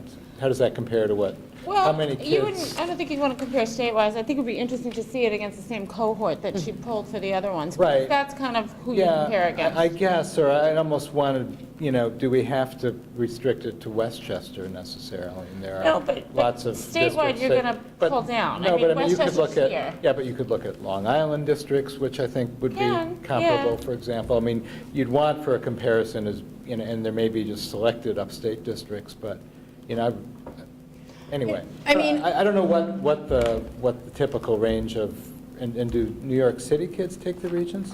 Yeah, but we don't, Statewide test. but we don't compare to, but we never use that. I as a know, but comparison. what, Private schools don't, obviously. if we were to find out, making it up, that, I don't know, 10% of kids statewide got 85% or above, that would be a different thing than to find Right. out 70% of the kids. And we can look at some whatever it is. comparative data. Yeah, what? It wouldn't matter if 10% of the kids statewide. It would matter if, when I looked at the Westchester group, because that's kind of consistent with the education that we want to provide for the kids. I guess they would both tell us something. I mean, Yeah. Yeah. Totally agree with that, yeah. To go back, absolutely. is there anybody else in the community that wanted to make a comment or question? Hi, Bruce Duffy. I have a couple things. First off, when are we going to get the AP breakdown? Is that coming sometime this week? How many 4s, how many 5s, how many 3s, how many 2s, how many 1s? So, I mean, we have it in terms of publicizing them, like, to find out what best practice was. So are we going to get that? Sure. Okay. But I think what I said, I think we had gone back and forth a little bit in email, and I just feel, yes, absolutely, but I think we said by the end of the week or beginning of next. There's no hurry, I just want to get it, because, just Sure. this lump sum of 3s, 4s, and 5s, is good. By the way, you 4 board members, nobody's taking 3s. You just aren't. I don't know what schools you see taking 3s, but, schools don't care about 3s, they care about 4s and 5s, and 4s and 5s really aren't. We just found out today, sorry, my manager, Chris, is going to France next semester. We just found out there's a whole other course that doesn't have to take there, that we don't have to pay for, that's going to be a Mickey Mouse course, et cetera. Those AP scores really just pragmatically matter. They don't matter too much in terms of admissions, they matter a lot in terms of what you pay after you get there. By the way, I don't know if you guys know that phrase, equity and excellence, that's a new score that is, it just tells you how many kids pass one test by graduation. I think ours is around 63, around there. 64, yeah, I think that's right, about 64. That score concerns me because these are supposed to be college courses. So you've got only 64% of all the kids passing even one, and that's at a 3.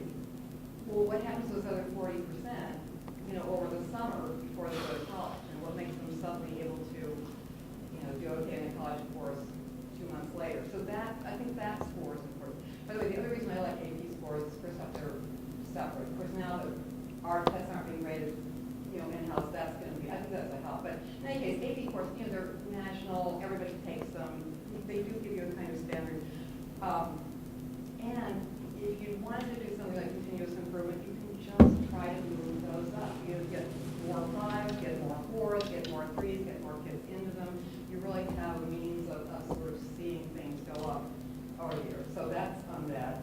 By the way, just historically, 8th grade, what we were always told back in the Paul Mandel era was that, and I think this was true, 8th grade scores go down because prior to No Child Left Behind, it's like for everybody's time, prior to No Child Left Behind, the first law was you had to be tested in 4th grade, 8th grade. So those teachers, it was a nightmare for them. The 8th grade and 4th grade teachers, they just got slammed because only their kids were tested. Well, the state also made this we made really hard tests for 8th grade because that was the last chance for parents to get an honest assessment, and they just had very hard tests for 8th grade. So I assume that's still kind of there, whether or not they, it's historically that was what we're doing.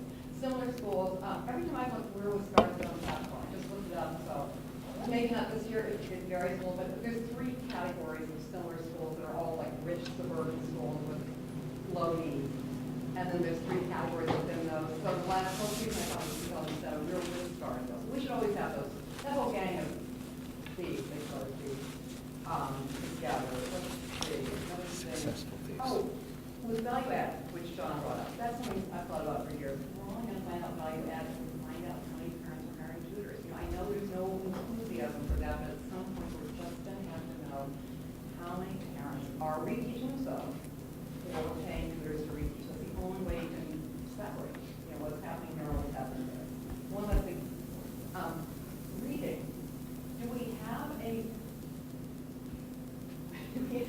have Jolly Phonics? Do we have a commercial reading program, a scientifically based reading research program? So last but not least, Colleen Gordon said that different teachers are approaching it differently. I think your line was, we haven't decided as a district what are the foundational skills. No, we're not using a program that's teaching the foundational skills. So you consider when you learn as a foundational skill? Right, so for instance, so a program like Foundations, where we would be including all teachers in a similar approach. That's really what I was referring to. That's fine, that's fine. Last but not least, Roger's thing, you don't really think about those. That's three last but not least, Ken. Oh, sit down, you know. Does anybody else from the community like to make any comments? Mr. Montgomery, you were waiting with bated breath to ask questions. I was, but I don't know if any of my, Go ahead. okay.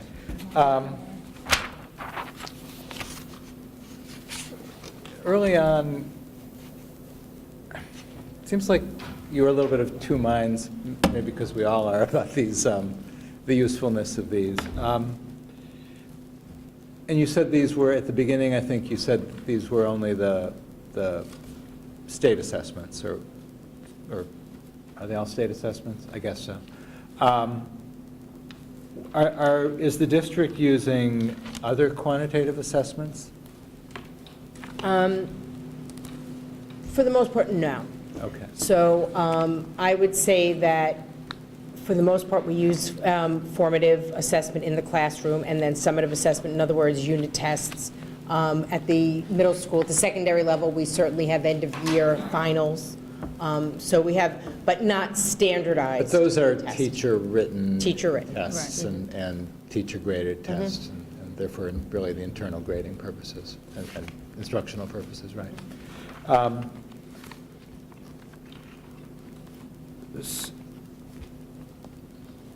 Yeah, I have a number of questions going back, because I really did try to hold off, but so let me just give me a minute to try to piece that together.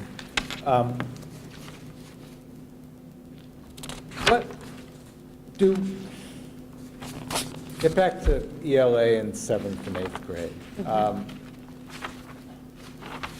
What's the bottom line on that, do you think? I mean, is there an issue in 7th and 8th grade ELA, or is it, do you think it's a statistical fluke, or was it the nature of what was being, what it was specifically on the test this year? Because clearly those two, also 3rd grade, but that might be a different thing. Those are the real outliers for the district. And I know that the middle school English curriculum has undergone some changes, so, I don't know that there's enough here to make any conclusions. I just kind of would like to hear what the nature of the thinking is. Maybe the middle And school. certainly David and Joyce can chime in as well. I guess one of the things that I would just like to point out, though, is, again, I'm just looking at the 7th grade, and if you look across, even, I mean, we're at 16.9 there, but as you can see, Blindbrook, Dobbs, and Blindbrook is interesting because Blindbrook very often is number 1. So it was interesting for me to see that Blindbrook here was, not that. I would point something out about that, which just realized, they had 85 kids take their 3rd grade test, and all their other classes are about 120, which leads me to believe, in a vacuum, I don't know if this is true or not, that perhaps in their 3rd grade, they only had their best kids take it. Maybe a lot of kids stayed home. But we're looking It's just funny that in 3rd grade, they're number 1, but their number of kids that take it is significantly less. I mean, 85 That's because they've had a versus demographic 120. drop. What? They've had a demographic drop. That much versus every other grade, but it's just interesting. I don't know what happened there, but you're looking at 120 plus in every grade, and they go to middle, and in that grade, it's really small, and they have a really high number, which makes me wonder if kids stayed home from the test. It just makes me wonder. I have no idea of knowing. But you gotta make note of that if you're gonna talk about Blindbrook. I guess I was just trying to point out that we would need to understand this more, and look at this data more deeply, because if you look, Hastings 16.4, Dobbs 18.7, Blindbrook 18, I guess clearly clearly across the. Those are the percent getting 4. Right, I guess what I'm saying, though, is the numbers are not that different. And again, I am not defending our data. I Right. guess what I'm saying is that the range is not that great. But we have, so half of our kids in 7th grade were in the 1 or 2 levels, because half were 3 or 4, right? Right. And then in I'm 8th gonna go grade? to, I can you switched just to go 8th grade. Yep.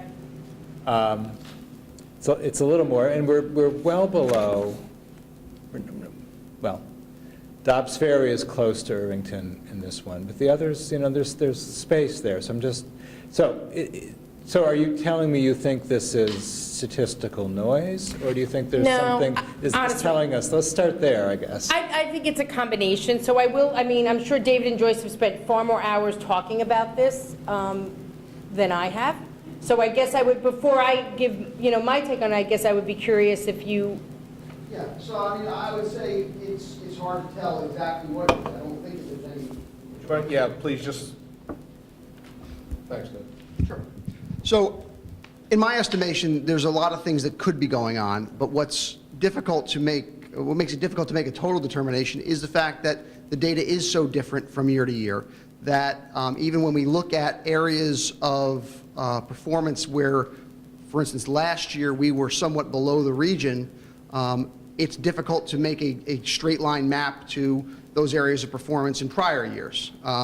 What we've done at this point is we've looked at a curriculum analysis to see standards and performance indicators where we performed at a level that, like I said, was below the region, say in 7th grade. So for instance, we know that one thing that stood out to us at this point is the ability to pull evidence, several pieces of textual evidence to support a theory or analysis. And that cuts across literature and informational text for us. So we know that that's a place for us to be doing some work in 7th grade this year. However, what's also difficult about that in determining whether that's truly our curriculum or whether that's a group of students is the fact that on the 6th grade test, students that are now in 7th grade did very well on that standard and performance indicator. And so, as we're addressing that with a curriculum in 7th grade, we're addressing it with kids that did much better on it as 6th graders, and we don't have exactly comparable data for last year's 7th graders when they were 6th graders.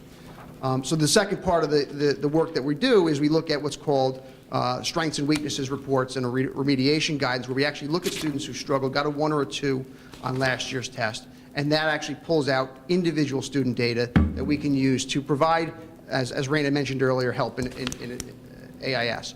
I think what is going to be most important for us is to see multiple points of data that we get one year to the next and so forth, see what kind of effect our interventions are having, try to draw some inferences of our own from that, and I'd be able to give you a better answer with a little bit more, I think, fleshed out data.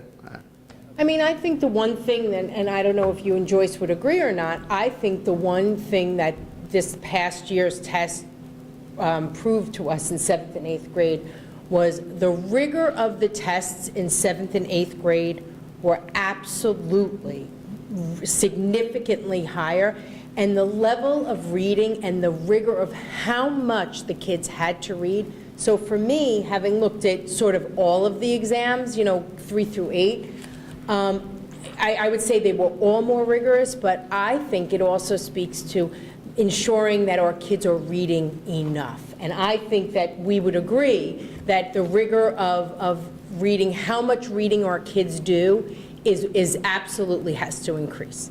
The expectations around rigor of reading. But we should, I'd be interested in talking about that because, I have obviously, as you know, personal experience with the last couple of years with 7th and 8th grade ELA, and I think it seems to me there's no lack of quantity of reading, but...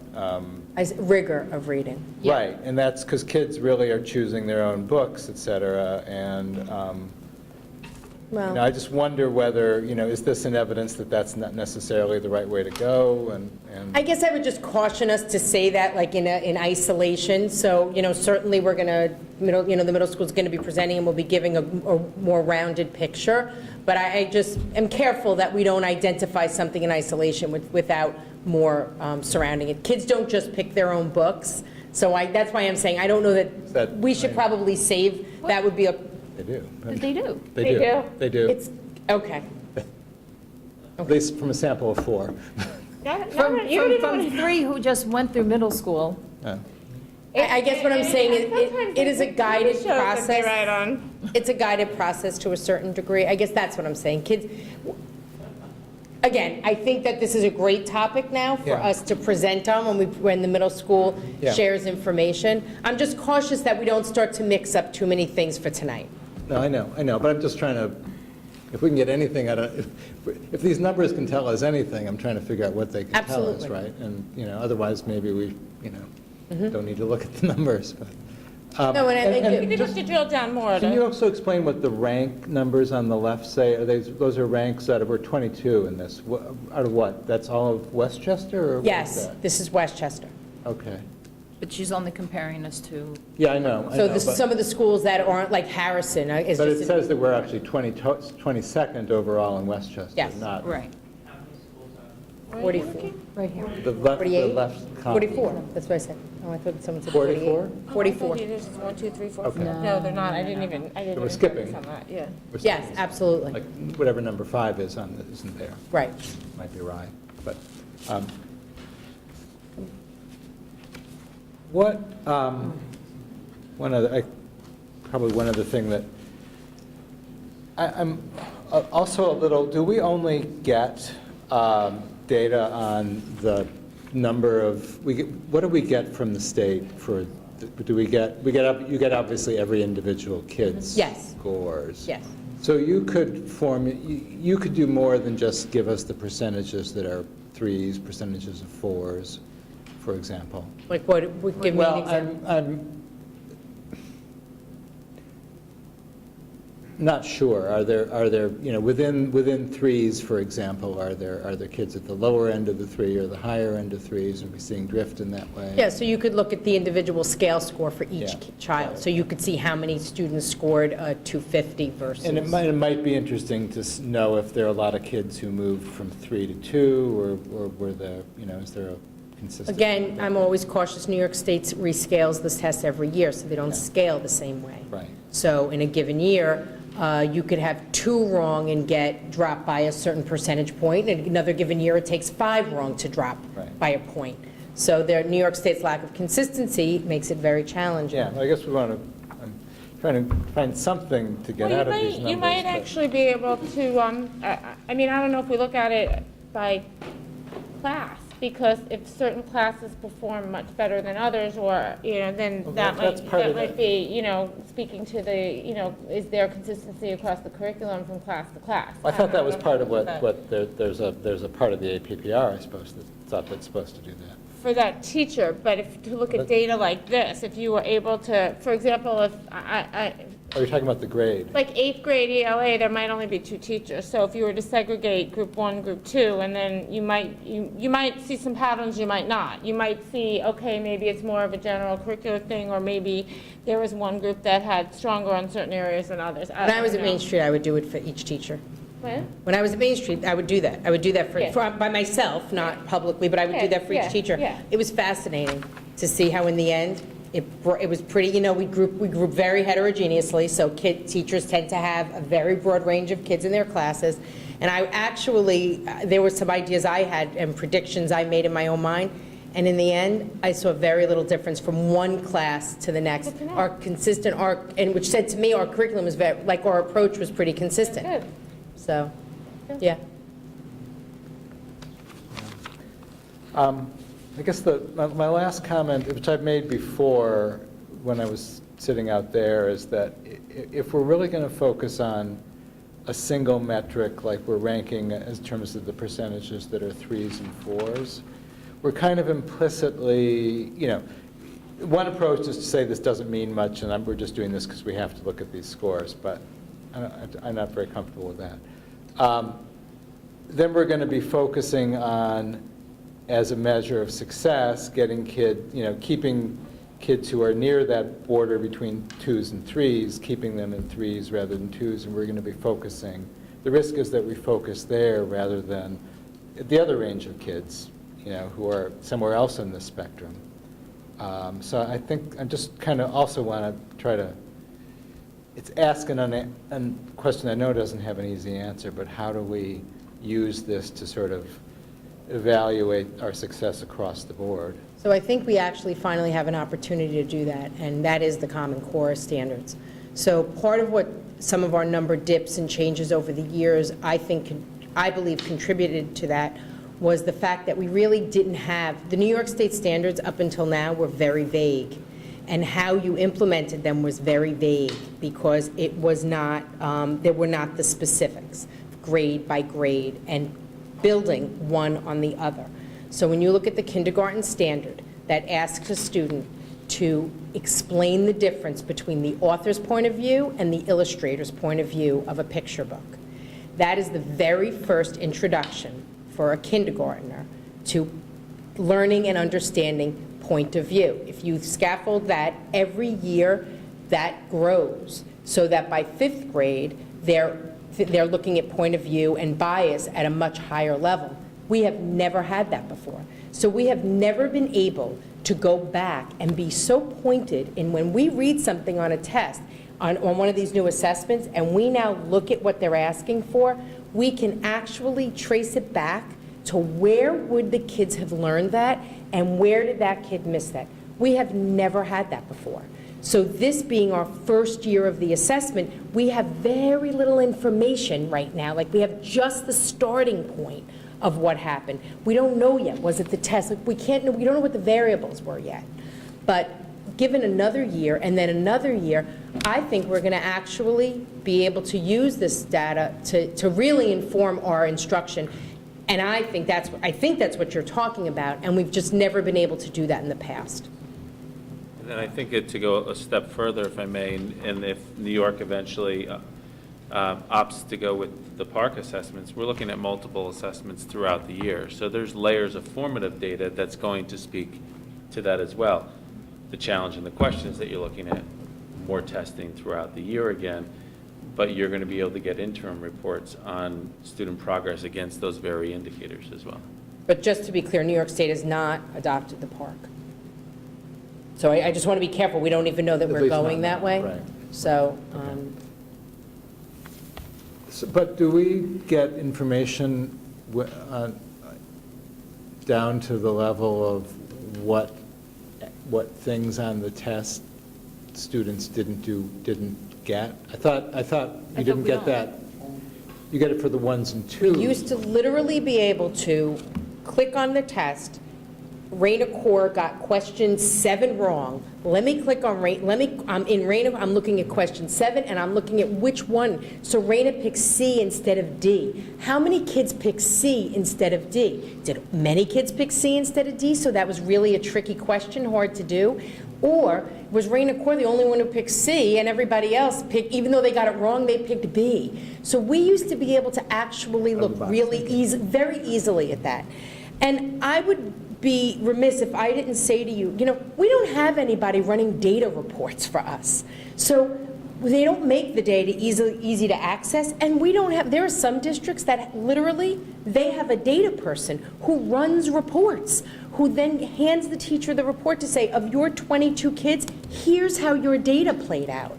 We don't get have anything. I thought you said we just plain don't get the information. No, I said now. I'm saying. Now we don't get the information. So now what they've done is they've limited us to what we can actually see. But I guess my point is that you have to be able to look at the data to do it. We've never had anyone to organize the data that way, and now they give us limited. So now, just last week, we got a new email that now they've tried to support us by, we can look at a question, we can click on it, and it won't give us the specifics, but it gives us a sample-like question so that we now have another question that we could ask. So if a kid didn't do well on inferencing, they're now giving us sample questions that we could look at and use to assess whether that student is it inferencing the problem, or was that specific question the problem on the test?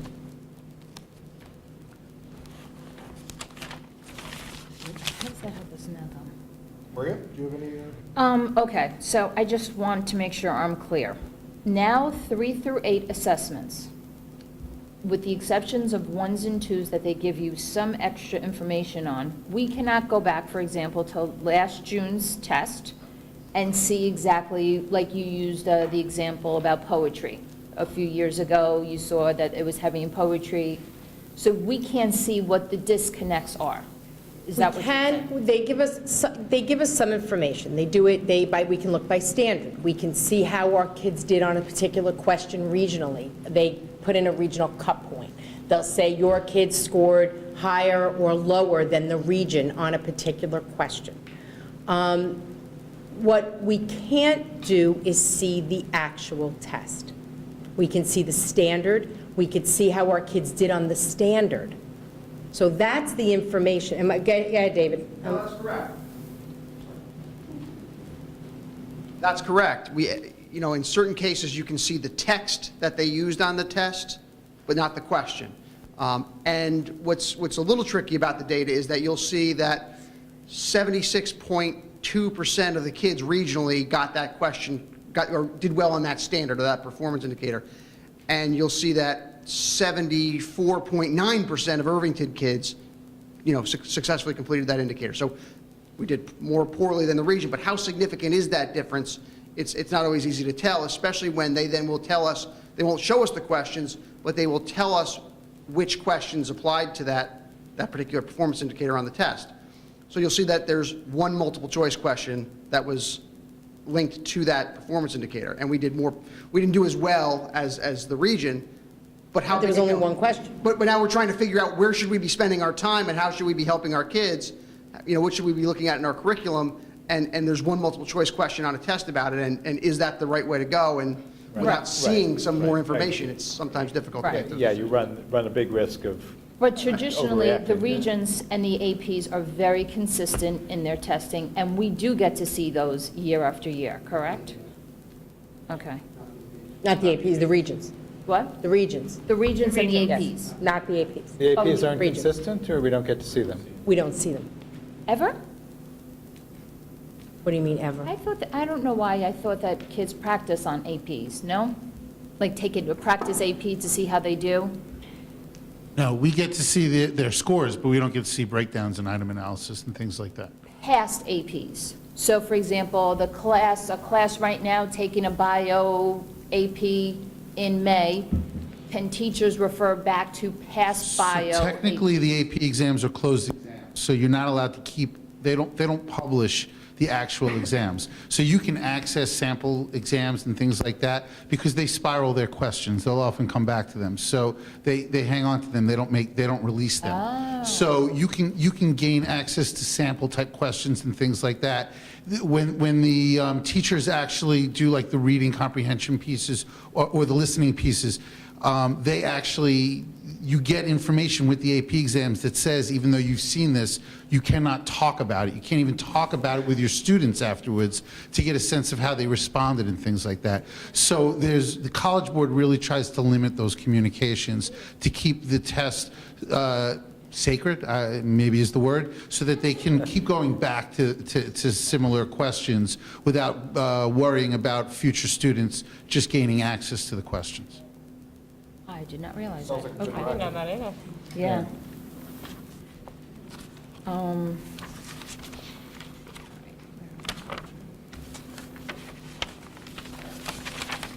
I guess one thing I would just point out is that the new assessments are going to, the algebra and the Common Core are actually going to mimic the 3-8 testing.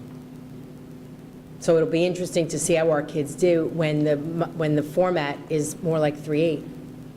You mean the state assessments in 3rd and 8th grade? No, the new Common Core assessments for algebra and ELA are going to mimic the Algebra and ELA. 3-8 testing. In other words, the regions didn't mimic.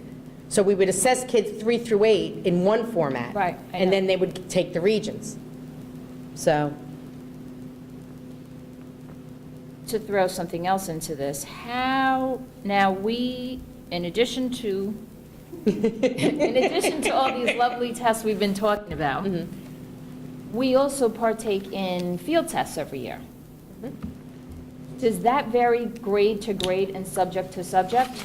And we And don't... parts of, you don't take the whole field, you take a part Right, we of. take a part of. Right.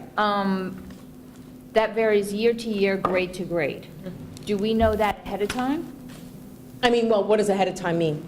Like, right now, November 18th, do we know what tests, what additional tests the kids are taking at the end of the year? Not yet. I mean, I was going to say, I'm looking at you guys, because sometimes they actually notify principals, they don't even notify the district.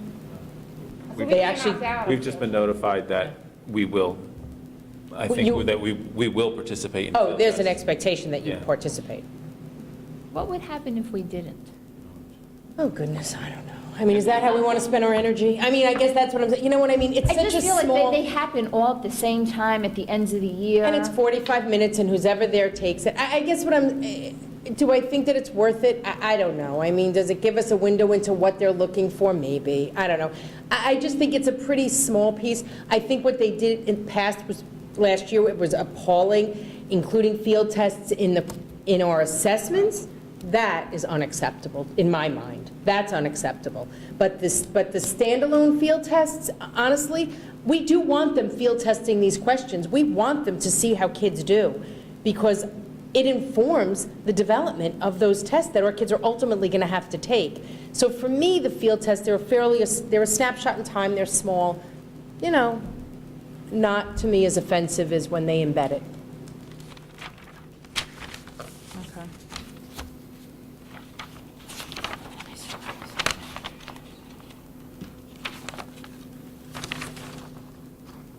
Go. Can I jump in for a second? You asked a bunch of questions, just let me get a thought out and then. Well, I do have a couple more. No, I know, I Okay. just wanted to jump in for a second. You know, it just strikes me that, you know, in all of this discussion, looking at the changes and how our kids and other kids do on tests, depending upon either how the state wants to roll out the test or grade the test, which has been, you know, two changes we've seen just over the last 5 years. You know, we talk every year, it seems, about what we can control. And the Common Core, even over the last 5 years, has, you know, further ring-fenced our curriculum and what we can control. But the thing that struck me that you said, Raina, is, I think, getting off, that, you know, notwithstanding how we're doing on these tests, and to an earlier point, you know, of course, we all want to see Irvington at #1 in every category, but, you know, the question is who we want to be, right? You mentioned that, and it's something we say every year. It's something that we haven't decided yet. It's something that I know the curriculum committee and the board and district goals revolve around, and, you know, what we want our curriculum to be and how we're going to communicate that with the community and buy in. So I think that this, you know, the discussion is proper in looking at these numbers and trying to drill down, but, you know, I think the grander goal for the board and for the district is to focus on what we can control, not the state testing that we can't control, but what we want our curriculum to be. And I think now's the time, because we talk about it every year, and we're not there yet.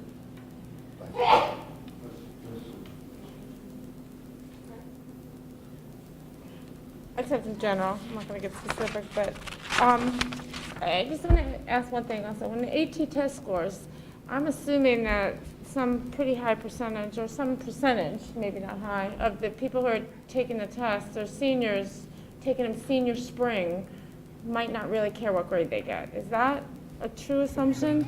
I mean, I didn't. if you're a senior and you know where you're going to college and you're taking 3 AP exams, by spring, do you really care if you get a 2 or a 3 or a 4? Only if you're getting credit, right? You're not. Well, yeah. Right. You might be getting credit. So I'm Right. assuming that if we're Getting looking placed at out of how our kids are into doing, Whatever. I think it matters a lot probably for 11th and 10th graders, but seniors, I mean, I kind of would take their results with a grain of salt. Is that a fair assumption, or it depends on the kids? Yeah, I think there's validity, and I mean, again, you know, and I don't keep going back to this, I haven't seen that play out for a senior class yet, so it's hard for me to speak exactly to Irvington and our seniors and Yeah. how they feel, but I think there's plenty of logic in what you're saying. You think what? There's plenty of logic in what you're saying. Yeah. You know, you mentioned when you looked at the SAT scores, And I think, where was that page? I thought that was interesting because Right here. it's on page 4. It just seems that some, are kind of compared to national averages, but I don't know. It just looks like, can we look at those? Do we ever look at the SATs? I guess my question is, do we ever consider kind of types of information that the SAT looks at? And does that ever affect our, curriculum or our teaching as we put things together? I don't know. Honestly, I'm looking at Dave, and I'm guessing he would, Specifically, I mean, thinking of writing. it's not, Common tool, I mean, in New York State, from a math standpoint, our students have Yeah, math, I was thinking more of the writing, to be honest, because we keep saying we're a little weak in the So writing. just to address math real quick, I mean, math has such a dictated curriculum in New York State with Regents exams that it's hard to then find the entry points to align to SAT. In terms of reading and writing, the state also has given typically the Regents in 11th grade. So, it's, and the SAT is really not intended for your daily classes to teach to it. So some of it's conceptual, but I think it's worthy of us looking at it. I know the work that we're doing with our English department to kind of look at our entire 9 through 12 curriculum and really reestablish it and realign it. And I know we're meeting monthly with the teachers and there's extended work going on. So I think it's a fair point, one for us to look at. But it just my experience is it's typically not something that infuses into daily curriculum. Yeah, no, I could see that. In the writing, it just seems like maybe there's something we can learn from that. I don't know. I think we're on the same page with that, Yeah. in terms of the work that we want to do. And I would say, Dave referenced the work with the English department. I would say, I think our English department, our teachers are really anxious to be doing this work. I think they're really interested, and it's been so far a great start to the work that we're going to do, so. One more specific question is just, I gotta call out the chemistry number. 35% got 85 to 100, which again, I think is a little low. And I'm wondering, do we look at that and do we try to figure out, what the weaknesses are as we're doing for the ELA? Do we do that for Regents tests? Do we go, okay, our kids really didn't do so well on this Regents, where is there an issue? Is it in the curriculum? Is it in the teacher? Is it in the particular class, group of kids? I don't know. Do we do that? Yes, they definitely look at the data. There's no question about it. In looking at this, one of the things that I made a note to myself to go back is to actually look at last year, look at some previous year data on this, because I thought the same thing, that it looked a little on the low side, and so I made a note to myself to actually go back and look at that, because I know Dave Whitehead, the department chair, definitely does lead work in that area, so I could definitely get back and sort of give you maybe a little bit of insight into what we thought. You have here the last 5 years, right? And Yeah, but they're I all guess, kind of they're similar to what they were. 2011 was worse. But- yeah, I know, I agree. So I'm going to go back and try and understand why that data looks the way it does. Right, that gets to my question of what would be, is it really hard to get an 85 on that exam? And so we shouldn't expect very many students to do it. Yeah, I don't know the answer to that. my other question, Dave, maybe you or Deb actually do know this now. My question is who takes the chemistry Regents? It's not a required Regents. Yeah. So I guess that, for me, was where I went with it, not so much the scores, but I'm curious, is it that the kids are taking, yeah, sure, what is the cohort of kids taking it, or are they taking other, right? Chemistry is usually, it's part of the standard 3-year science curriculum, and then certainly some students go beyond that. So, my experience previous to coming to Irvington is sometimes there could be some real decisions about chemistry and whether it's always the right curriculum for all of our students. So within that, I'm saying that some school districts don't necessarily offer chemistry as a standard for all of their students in sequence. So that can start to play with that number. But in general, here in Irvington, our students will go through a sequence of living environment. Those that accelerate in 8th grade take earth science, then living environment, then typically chemistry when they're sophomores. If they take living environment as 9th graders, then they'll typically then go to earth science as 10th graders, and then chemistry as 11th graders. So as a standard practice, that's how we align the curriculum. And are all the chemistry students taking the Regents, or does a segment of them take? So the majority of them, when we start getting to upper level math and science classes, for those students that have demonstrated struggle in previous curricula, we do offer modified versions of the curriculum which are not aligning to then take the Regents exam. But that's usually a very small number of our students based on targeted need. But are there AP? Is there kids taking an AP chemistry? So when it comes to math and science, that's the unique opportunity in AP classes.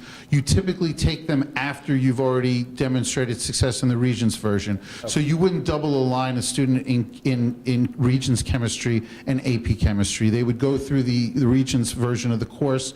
And then, because the AP version of the math and science classes go to a whole nother level, and you wouldn't be able to double count those curricula at the same time. But Dave, I would say, and I'm really saying, asking this as a question, I guess what I'm wondering is if we looked at the kids and how they did on the chemistry Regents, and those same kids, how they did on the kids who went in and went further and took AP. Correct. It would be interesting to see how the kids scored on the chemistry Regents versus how they scored on the AP exam. Yes, we haven't done that. We don't have that data. That would but be I something that think we my could- gut says you would see a corollary, but it would be really interesting Yeah. to see it. And so, Can I say one more thing? Sure. Go ahead. about the Regents, so let's say a child takes Earth Science Regents in 8th grade, then they're taking Bio Regents honors class, or it doesn't matter, honors or not, in 9th grade, and you take the Regents in 9th, which is the required one to graduate. If they take the chemistry, you would then take chemistry as a 10th grader, do they have to take the Regents? If you take chemistry, do you have to take the Regents since it doesn't count? So we expect all of our students in a Regents class to sit and take the You Regents. cannot opt out, is my question. I mean, if a student is absent on the day of the exam, we're not necessarily looking to penalize them. So, I mean, we don't have an open process of opting in or opting out, because now we're also talking about diploma types, and we're always looking to push students towards higher diploma types. So by taking the extra science Regents and passing it, they potentially then can get an advanced Regents diploma. Or maybe they're scoring really high on all of their Regents exams. We want them to get an advanced Regents with honors or merits, So there's all different diploma classifications based on the Regents, and our goal, and through the guidance counselors, is always to try to get them to strive for the higher diploma type, because that certainly will be a factor in college applications. Right, I just didn't know if they had the same option like they do for the AP. You don't, in the end, if you take an AP class, you don't have to technically sit for the AP. You don't have to, but quite honestly, and I think that's something to explore, I'm a believer that really, if you're signing up for an AP class, especially with weighting, then you should be in it for the long haul. Otherwise, you might be taking up a seat from someone else. Just for clarification, it's not the living environment Regents specifically that's the benchmark for graduation. It's any science Regents, but you do need a year of life science coursework. So typically, we align living environment and the Regents to both standards. So I guess my only comment is kind of what's been said before by some of us, which is, clearly the data's interesting, and clearly we can look at it a lot of different ways, but at the end of the day, I guess I'd care more that, maybe at the end of the year, you came back and you're like, okay, here are the changes we made based on the data, and here's how we made it better for our kids, as opposed to, I've done all this fabulous analysis, or we've all done all this fabulous analysis, but I would love to see how that's really affecting our kids and how it's making it better for them, even for next year, because that's where it's going to make a difference. You can analyze forever. So, but thank you. I think it's helpful to see all this information. So. Okay, thank you very much for that very short presentation. I guess moving along, start with the business of the board. the adoption of the Board of Education goals. I don't know if anyone wants to discuss. I can start off the conversation by saying that, I know people had weighed in with various revisions, and I was fine with the revisions that were made. I have a general question about John, about the changes that you put in, about the board role in district work. I guess to me, a lot of what's in that is that really a goal, or is that just our job? And I always struggle with that. Like, if something's our job, a goal to me is a reach. It shouldn't be what's our basic expectation. So if you're saying that we address all the issues of the board, I mean, isn't that what we do? Does that necessarily need to be our goal? I guess I struggle Well, with that's that. fair, it's a fair question. To me, here's part of my thinking, right? We have a set of district goals, right? And shouldn't part Looking of, for a tie-in. well, and part of our those district goals we think are important, right? And I would think our job, above all else, is to, make sure, do what we can to make sure that those district goals are attained, right? And so it seems a little odd to me that we have a whole set of board goals that say nothing about any connection with the district goals. I mean, it's fine, it may be obvious, and we don't need it. It is obvious to me. But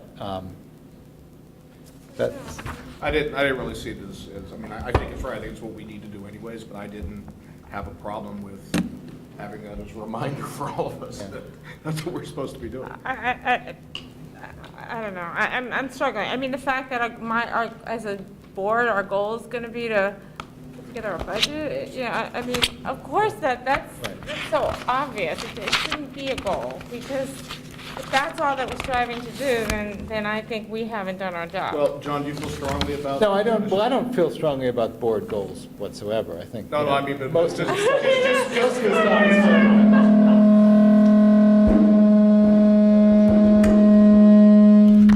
Yeah, just because we want to get something. I mean, if You asked for feedback. if you're okay, yeah, right, no, of course. But if you're okay taking out your suggested revisions, one. I'm just not. I mean, I think we should keep him in mind, but yeah. Right. Fine. Okay, so are we all okay taking out if John's okay, I'm okay. Yeah, I think we know what we need to do, regardless of whether we write it down or not. So then, going back to the original 3 with the changes, are we all okay with those? I still, maybe we should have this discussion. I still think that one of our goals that we really should put in there is district goals for the following year. I thought that the issue was you wanted a date certain, and there was some concern about having a date certain in there Well, because. I mean, we had a need. The concern that I had was to say that to have them approved by June or whatever the case. I'm supportive of saying there's a commitment that we have them done, but to say to have them done before June to me is a concern, because we haven't had an opportunity to bring the full previous year to close, to understand the progress of those goals, to fully integrate the new needs that may be generated. And, there are some achievement pieces that certainly linger, because we don't know what that data is going to look like. So my concern was saying June. From my standpoint, I think to say that we have them before the opening of school or to have them in August is certainly reasonable and acceptable. Yeah, the only problem I have with that is traditionally, we have one meeting at the beginning of June, July, which is when the new board, theoretically, a new board member or what, we have one in June and we have one at the end of August. My 2 years being on the board, it's been very hard to try to do a retreat over the summer. And also, a lot of times we have multiple board members out in the summer Right, it's meetings. summer, it's vacations, schedules. I mean, agree with I'm the- not faulting anybody. I mean, how about that we at least start the process in June? I mean, make a commitment that we start the process in June, we can continue it through July, but then what do? Add another board meeting? Because are we going to wait till the end of June to, August, I'm sorry, to adopt? I mean, just knowing how our meetings play out, when are we going to adopt Why them? can't But we- it's weighing your commitment to what the summer meetings are, though. Because we will be here and we're ready to meet. I mean, from my point of view, I think we suffered from, we could have benefited a lot from having, we ended up having, 3 special meetings over the course of the summer because we didn't have enough meetings, and we probably are too light, I regret to say, in our summer schedule. You know, but I think, I don't understand, look, we operate on an annual cycle, that it seems like, you know, I think I would support Maria that we can't delay looking at the next year till we fully digest the year that's just gone. We have to start saying, okay, we're moving into the next year, 2014-15, and we need to sort of know how we're going to start out. We can always change, those goals don't need to be set in stone, but they can be penciled in, to mix metaphors. And then over time, we can, you know, firm them up. But I think if we have a sense of, in June, about where we want to go, if we can have that conversation in June, it would be beneficial. Nobody's, you know. Yeah, I think the only issue was, at least even the concern I had, was that I think you said finalized by June. Well, That I think is impossible. so, you know, use a word that's less, Well, not probable. Less. I don't have the draft too. Yeah. Okay, I That's mean, final. I don't remember using that word, but Okay, I yeah, could have.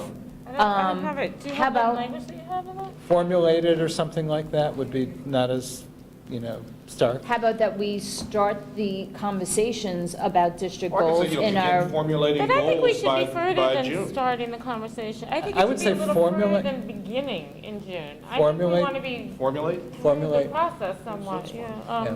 Formulate goals by Formulate, June? yeah, decide, but, you know, decide, formulate is, is it you? I don't know. I think it is. It's a, what? Shut yours off. Let's see how this goes. So, you like the language, formulate goals by the. Yeah, where we don't have the draft here. Well, you want your Look, draft? even if it's No, a not my goal draft, and we not don't my get it draft. done.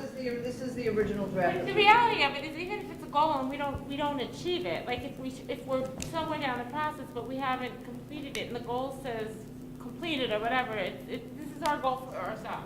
I Right. mean, it's not like there's It'll be another bullet point right underneath that heading. So underneath board procedure goal, Right. where would you want it to fall? At the bottom. At the very bottom? And verbiage? And we're saying, what, formulate goals?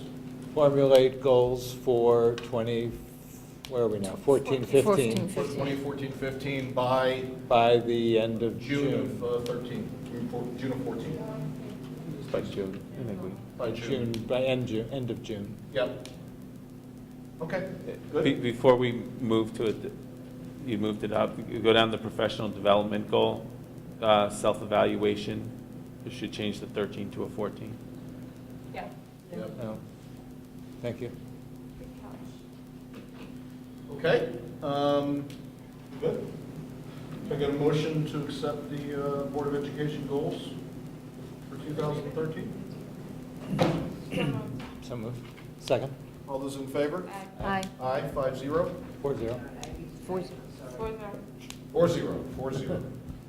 Who made the Sorry. motion? Robin. Robin Robin. made the motion, And John seconded. John seconded. We'll move on to community comment on items that appear on the agenda, but Elaine, while you're in there, there was, and I know it was because we moved around the presentation, but if you look at the subset of 8.1, where we're identifying the items that we're, Those numbers made. well, it should be 9.1 and 10.1 to 10.11. Why don't you explain why the change in that resolution, why that resolution looks different for the Well, consent? there was a suggestion from a community member at the last meeting that there was not an understanding of what we were doing when we called it consent agenda and what items we were specifically speaking about. So what we decided to do was, moving forward, put in specifically an acknowledgement and identification of the items that we're including as part of the consent agenda. Now moving on to comments from the community.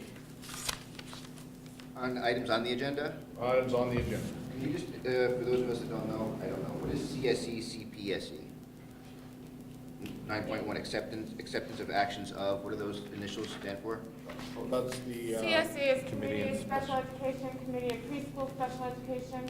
It's the recommendations for IEPs, And 504. 504. So they'll come in with, they'll give each child a number, and this kid, this number. They're specifics, they're not Number of general. speech Okay. therapies a Right. week, this number of OT a week, this number of psychology meetings a Right. week. So those aren't like overall, No. No, it's No, per a- child. It's a set of plans for particular children. Yeah, and the kids are identified by number, it's all confidential, and it's just by number, it just says what services that cost the district money, each kid, we're agreeing. And we're approving providing those because child. we have to make the final. and how often do you do that, approve those kind of procedures things? Almost on Usually every meeting. Every Every meeting. meeting, Well, okay. Scott, who is just left, but they have meetings on an ongoing basis, and, then they start in March with their meetings for next year, or things will change for a child, and then it has to be reapproved by the board. But this came up a few years ago, and we used to approve it, and Evan Island, I think, was like, I feel really uncomfortable approving it, so we changed the wording on the resolution where we're approving what the committee is directing us to do. Because we don't really know what they're telling us, so why are we approving it? So, I just didn't know what the initials were. Okay, any other comments from the community? Seeing none, can I get a motion? done. That's right. Can I, this might be a good idea, just start out with a long presentation, and then everybody gets tired. Yeah, but we'll leave too. Except for Catherine, she's never ready. Or Tanya, too. I'm ready to leave. The troopers. So can I get a motion, or first of all, is there anything on the consent agenda that we want to pull out specifically? Okay, hearing none, could I get a motion to approve the consent agenda? So moved. All those in favor? Aye. 4-0. Thank you, and now, there was a presentation that was really a continuation of a presentation I know we've given in the past, but it was an update to how the district is handling APPR. So if Dr. Kaur has had the opportunity to wet her whistle following previous presentation, there was a request from the board and just a general update on APPR, which is the annual professional performance review, for informational purposes and to discuss some of the implications after year one of the new plan. So Dr. Kaur, hi again. So this presentation is much shorter, and it's really information that you've all seen before. So, as you know, the APPR is the Annual Professional Performance Review. It sits under many new regulations, but the reality is we have had an APPR plan in place for over 12 years. What's changed are some of the components of our program, and those are to meet the regulations of New York State. So we have, as part of our program, our evaluation system, we start our year with goal setting. We observe teachers throughout the year, and we end our year with an end-of-year evaluation, an end-of-year meeting, and an end-of-year evaluation. Observations and end-of-year evaluations are conducted by administrators only, and all of our administrators are required to be certified as lead evaluators in order to actually be able to write the final evaluation on a teacher. Our teachers are evaluated on 4 domains. We use the Charlotte Danielson framework for teaching, and those 4 domains are planning and preparation, classroom environment, instruction, and professional responsibilities. We have each teacher gets 4 observations and a final evaluation.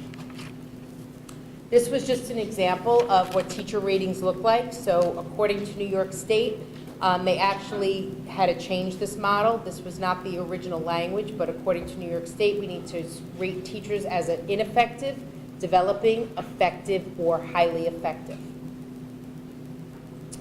This is a product of the of education law, which changed in 2010, and over the last couple of years, different schools have implemented and rolled out the APPR. It is negotiated, and so, for instance, in the first year, we did not participate in APPR because we did not have a contract with our teachers.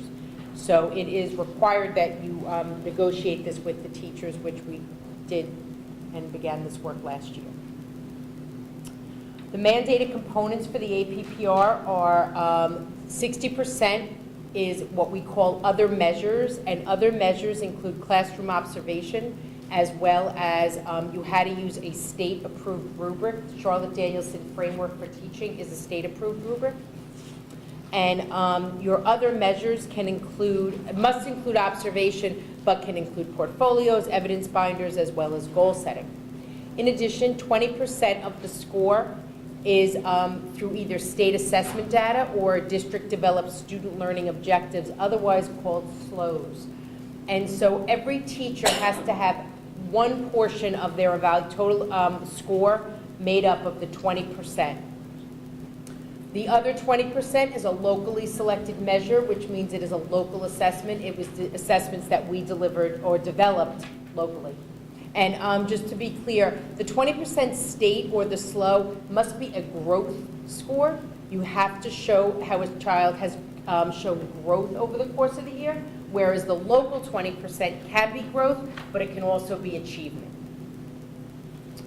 Our observation and evaluation system, as I said, we use the Charlotte-Danielson Framework for Teaching, and all teachers except those excluded under the APPR regulations currently, that's guidance counselors, school psychologists, and other special area teachers. So other specialists, I'll call them, speech, etc. So everyone else is subject to our system, which starts with goal setting, multiple observations. Every teacher receives a formal observation, and when I say formal, that means that there is a pre-observation planning, there is an observation, and there is a post-observation conference.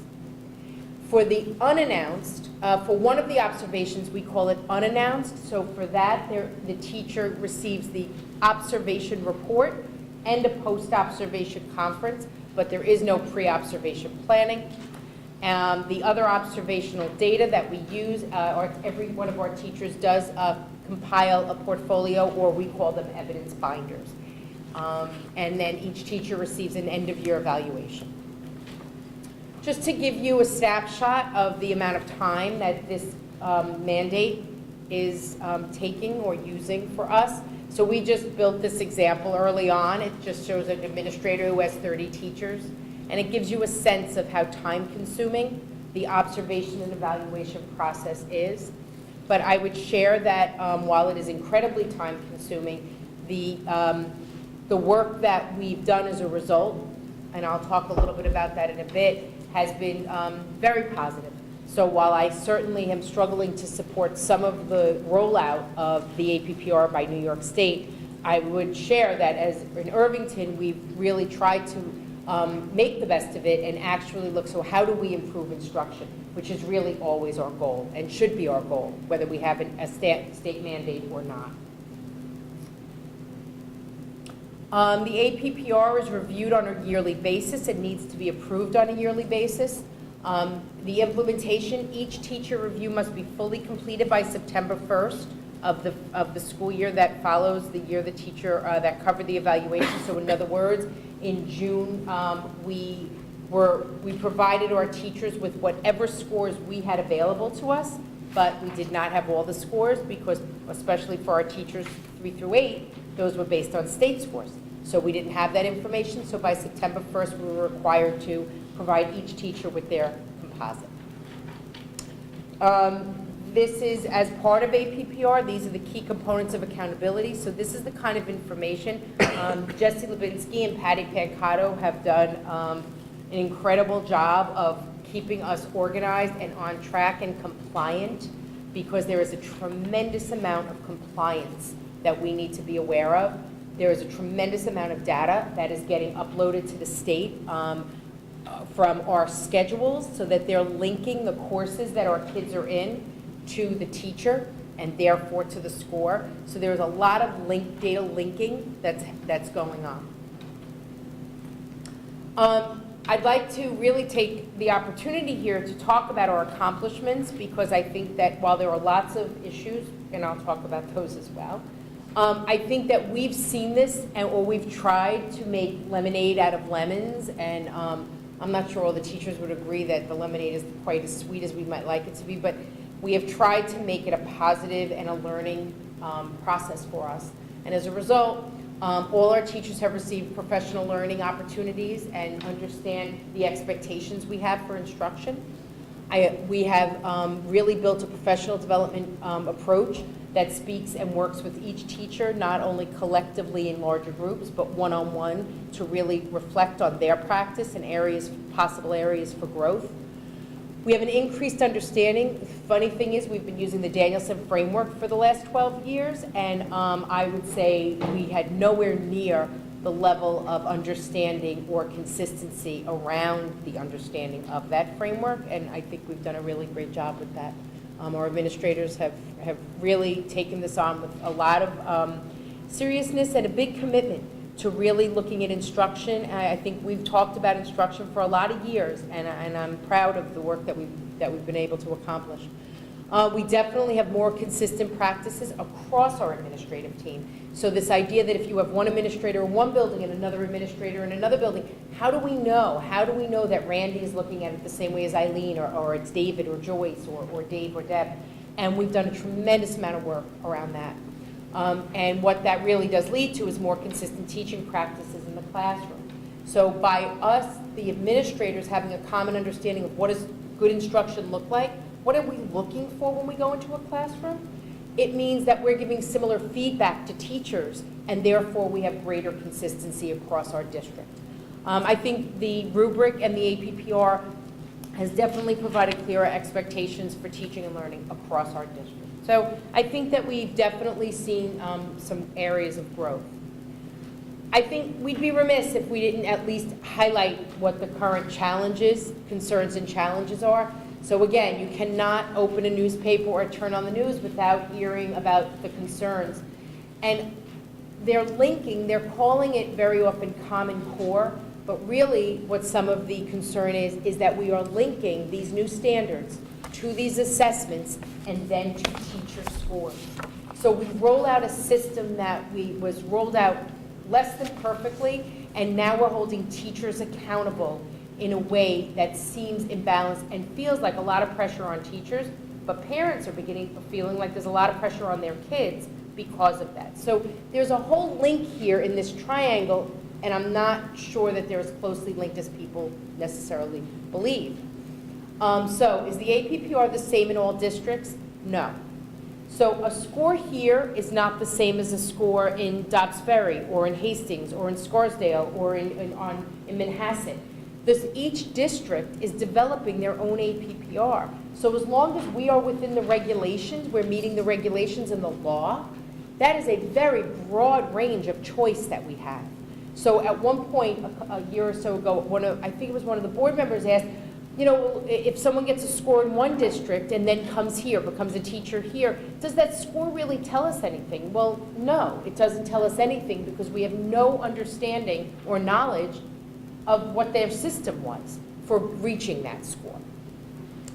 What are the implications of not having this all the districts consistent is scores are not based on the same criteria. Therefore, comparisons in value of scores is minimized, because we can't necessarily, so we can only use it as an internal measure, I guess is our point.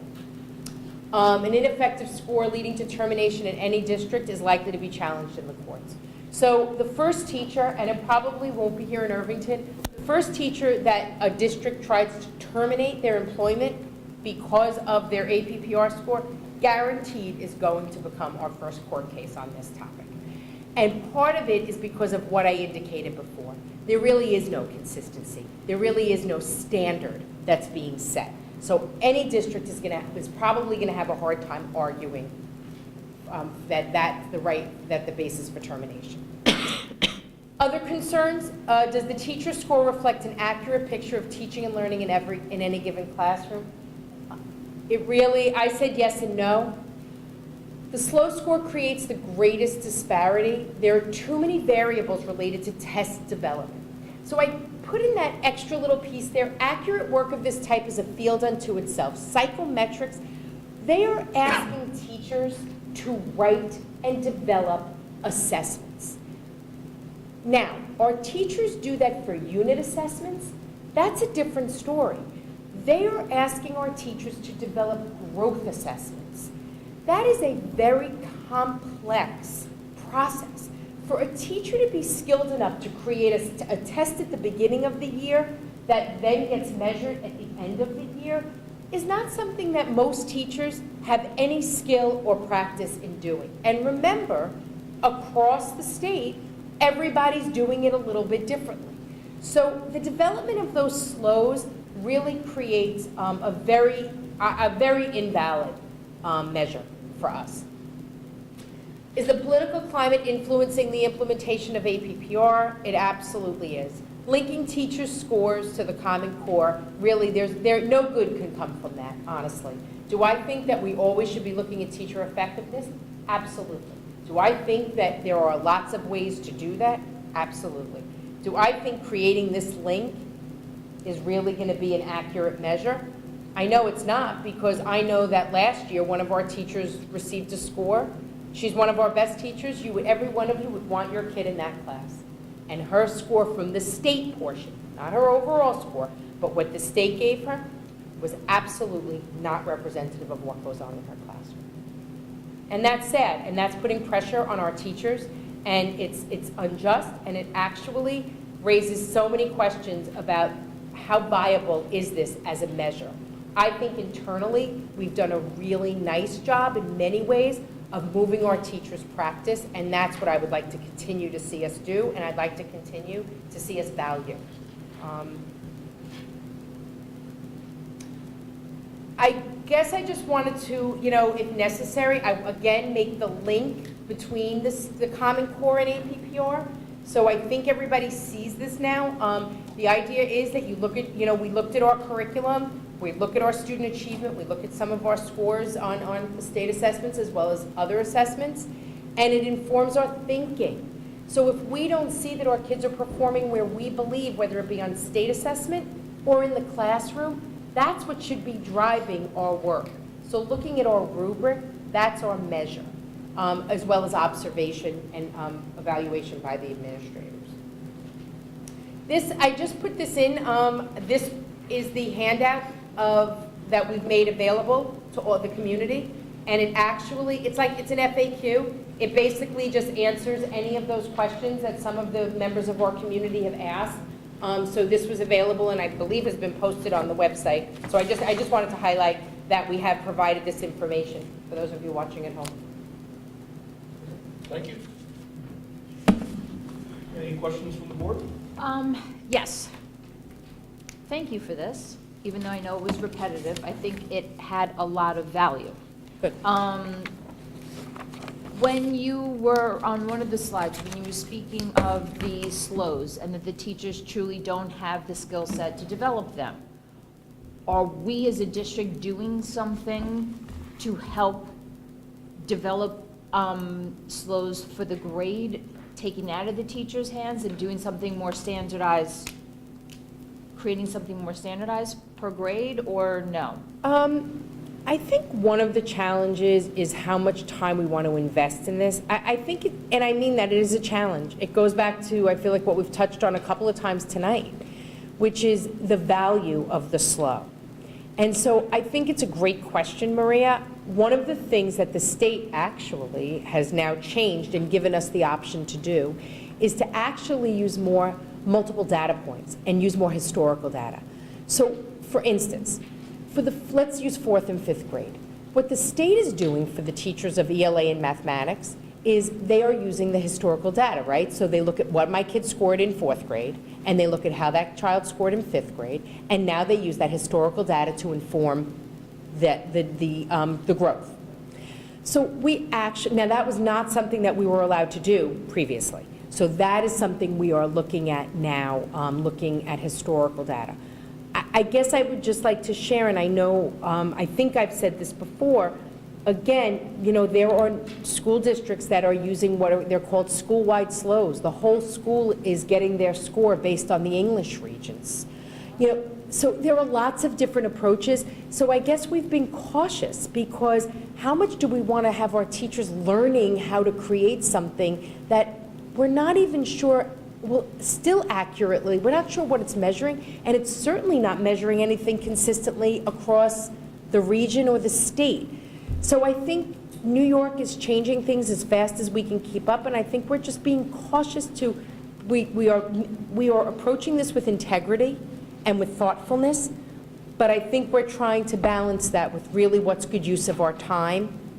So I know that's sort of a long answer, but I think we're trying to figure out what makes sense, and now we're really looking at the historical and multiple data points as maybe a better starting point for us than teachers writing their own assessments.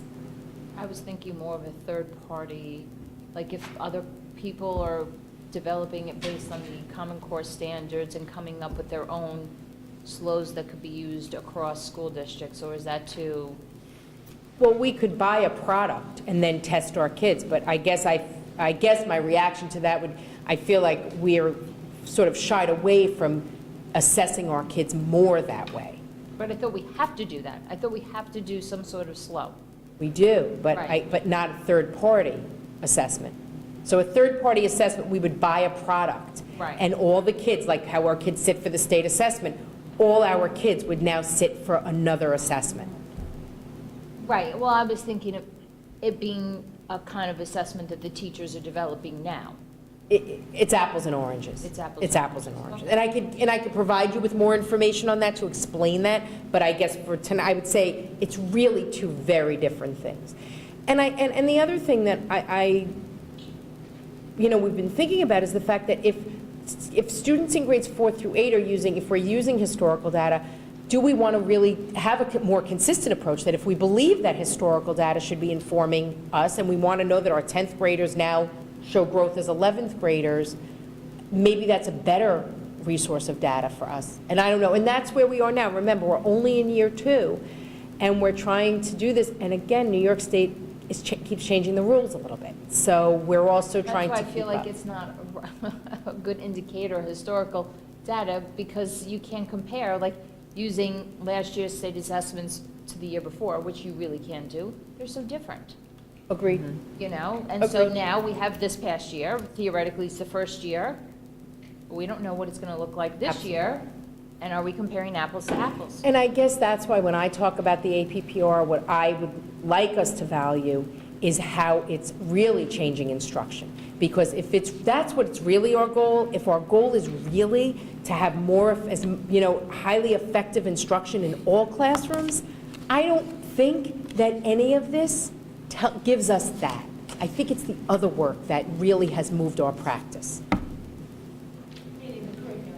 And the teachers' professional development in instruction.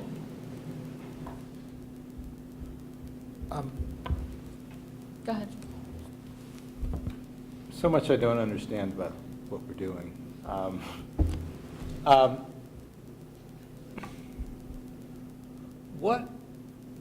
What are we literally required to do by state regulation or law in this, in Technically, short?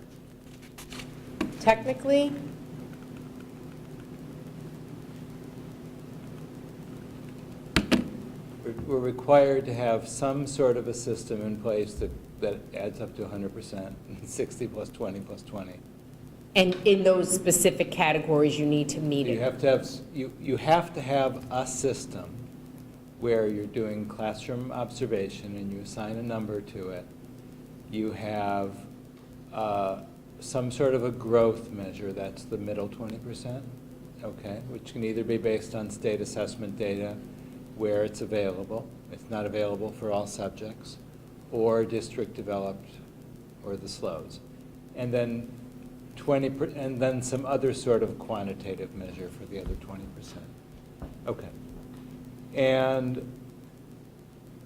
is the classroom observation required to be as resource intensive as we're doing it, or is that an Irvington choice to make it that way?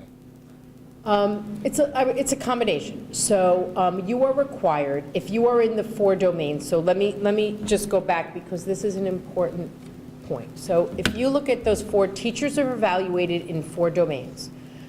We are required to have the observation component be more than 50%. So 51%. Oh, so it's not necessarily well, all right. Of the 60%. I'm only in the 60% right now, other measures. So these 4 domains make up our 60%.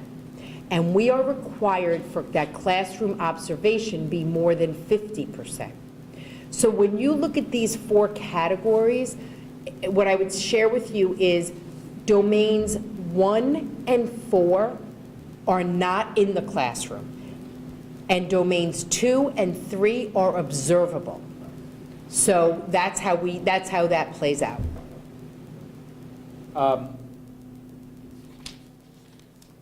But that, in principle, could be any amount of time.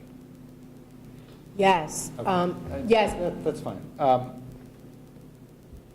How do you really seem to be downplaying the quantitative, casting a lot of doubt on the quantitative measures. How do you, in favor of the observation? Am I hearing that correctly? Yes. Okay. But partially because of the, it doesn't mean that I would always feel that way. It's the system Yeah. that is The- influencing that right the now. problems with the quantitative measures. How do you deal with the fact that,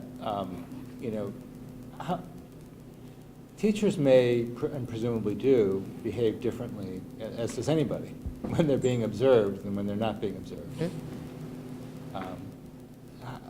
I would think that's some of the attraction of a quantitative measure, something like that, is that it's not as easily, you can't say, oh, the principal's in my classroom today, so I'm going to change my behavior in various ways, and then I'll go back to doing whatever the other days, and that clearly does happen. So 3 of the, So how do we deal with that?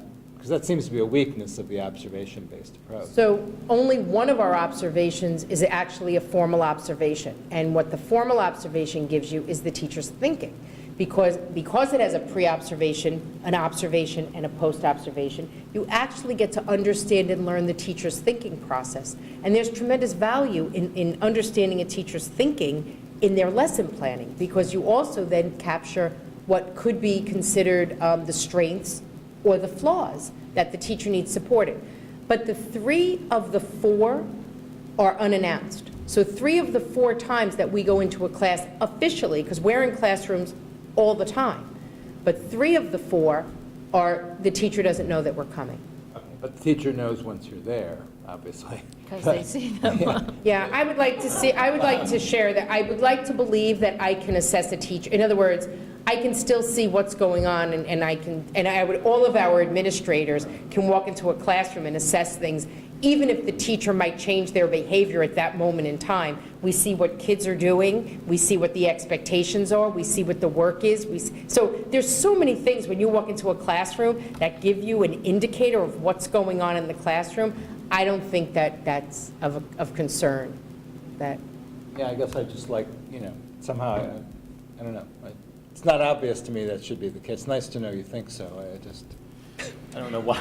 If people, we have teachers who, we think, are, people are not necessarily happy with all the teachers we have. And yet, I don't know whether we know how many are, if we've got, aggregates results of this thing, but, is. I'm just challenged right now, John, to Yeah, think that this new system is sound enough Well, for us to hang our hats on it. Then one approach might be to expend the minimum amount of time and effort on it. If we really don't think it's a good system, why are we doing so much with it? So can I just clarify, the 60%, we've done a great job, and we do think it's valuable, and we do see changes, and we do see that improvement across the board.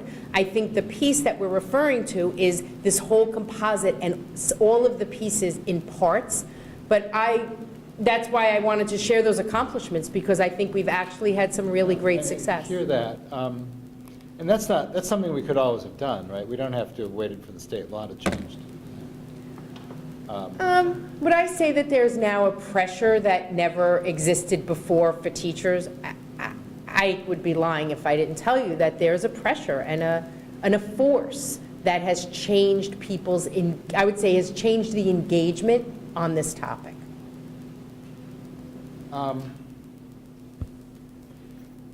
When you say teachers receive professional learning opportunities, do they take up those opportunities? Does that mean they receive professional learning, or they just have the opportunities to?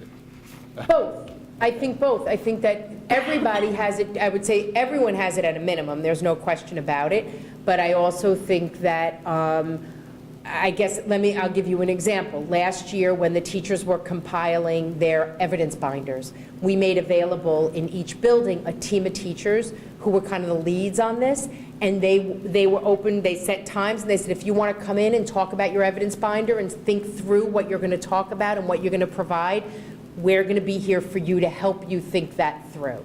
So that what I would say is an example of providing an opportunity. Not everybody had to take it, whereas everybody received training and experiences on actually knowing the rubric and what's expected.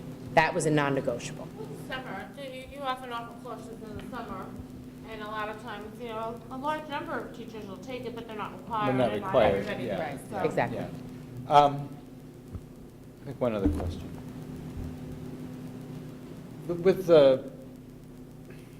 was a little confused about the exchange you had with Maria about the slows and we're doing beginning of year and end of year assessments, but why can't we just do end of year to end of year and we use statistical techniques to allow for the fact. Obviously, they're different classes, but you can kind of see what effects teachers have, And that's what I refer to as the historical data. So okay. that's exactly where we're going. Like, is that? Because that seems to be basically how the system's supposed to work, right? And that would reduce the amount of assessments we have to give and reduce the number of assessments.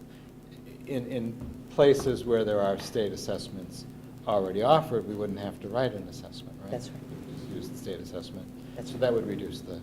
And that's what we Right. currently do for those. Because from a practical point of view, for example, taking bio, Yeah. you give an assessment at the beginning of the year, well, theoretically, the kids have very little Yeah. knowledge of what they're about to learn for the year. So if you test them, then theoretically, they should be failing that Right, assessment. although you're not going to And help, then- it's not going to help you to have tested those kids the year before in bio, because they also wouldn't Right, have- right, exactly. So then, when you Yeah. test them at the end of the year, you would like to Yeah. think there's been a lot of growth and they've learned a lot.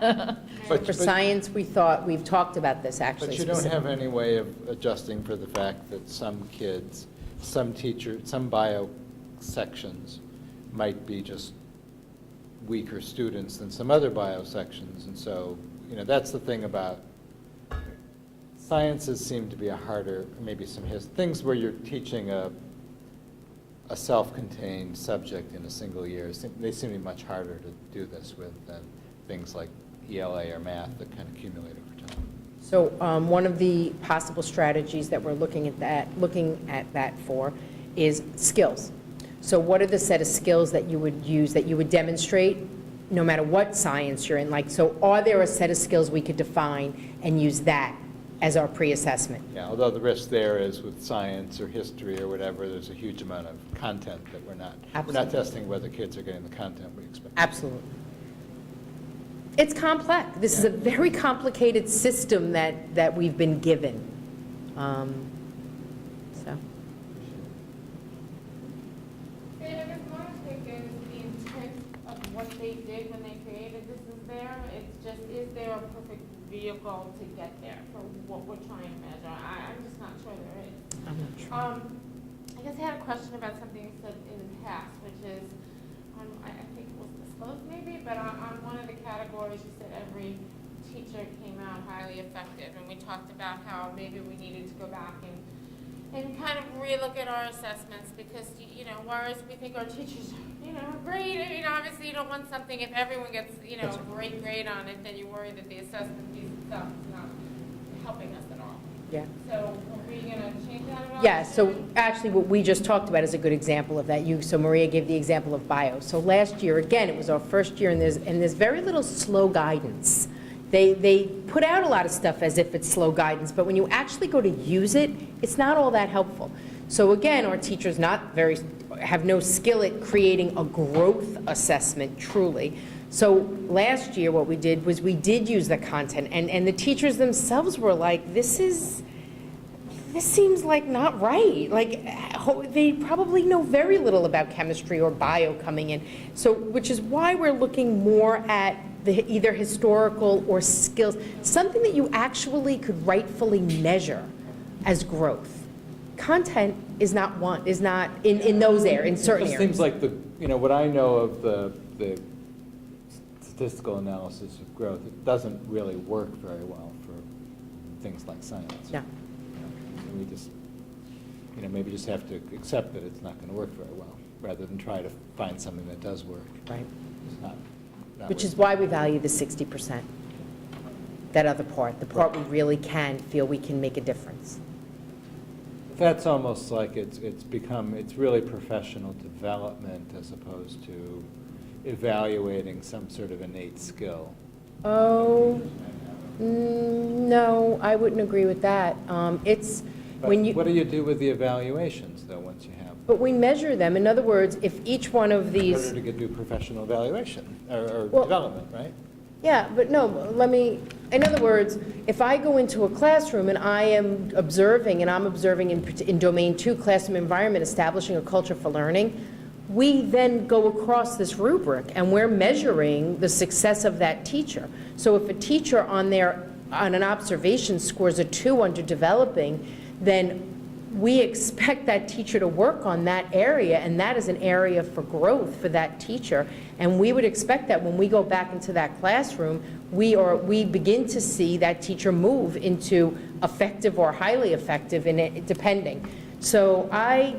So would you typically develop, an idea of that teacher has problems in conviction, or whatever, and let's figure out a way to, help the teacher with. Right, and so the Assessing professional conviction. development supports growth, but the growth at this point is quite So specific. they really work hand in. Yes, absolutely. Two quick things. You talked about the exceptions to the teachers, the guidance, the special. Psychologists, Are library. they not measured at all, or do they have a different scale? We just do what we use more of our other system, which is we do observe and we do evaluate, but they don't fall under the guidance of the APPR. So they don't get a composite score at the end of the year? Exactly. But just to be clear, even if we have someone, so for instance, Mike DeGennaro is our new guidance chair, as a new person to our district, they will still get the full complement of observation. So we still do that, but you're right, they don't get a score. So someone who's tenured, like one of the 2 guidance counselors at the middle school, for example, they're tenured, they've been here, do you still have prior to the APPR, teachers, unless they were in the middle of some new lesson, the word is escaping me. Growth cycle. Yes, thank you. What? They were only observed once every 3 years. Right. So now, for using the guidance as an example, are they observed Every more year. often? Every year. Okay. Every year. And they also collect evidence binders. So we have a hybrid for them. They don't get the composite score, but we have certainly have the expectations. Because And there's no test for them, it's like, That's right. you know. But is there some sort of rubric-y thing that guidance counselors are supposed to follow? Yes, as a matter of Rubric-y fact. thing is the educational term for this. As a matter of fact, Charlotte Danielson, as part of this framework, they have developed specialized rubrics for special areas, and this year we will be using those rubrics as our measure. So, yes. And my other, the one piece, and I know this is, you're gonna go like this when I say this, but take this with a grain of salt. Okay. In looking at all these things, that this is trying to encompass the observations and, you know, effective teaching in the classroom, and all the things that they're really getting to the heart of.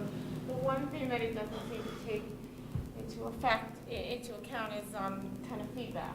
So, for example, if we were to get 100 letters saying that such and such a teacher was fabulous, or 100 letters saying that such and such a teacher was ineffective, how would this fall on the whole APPR? Would it even impact the APPR?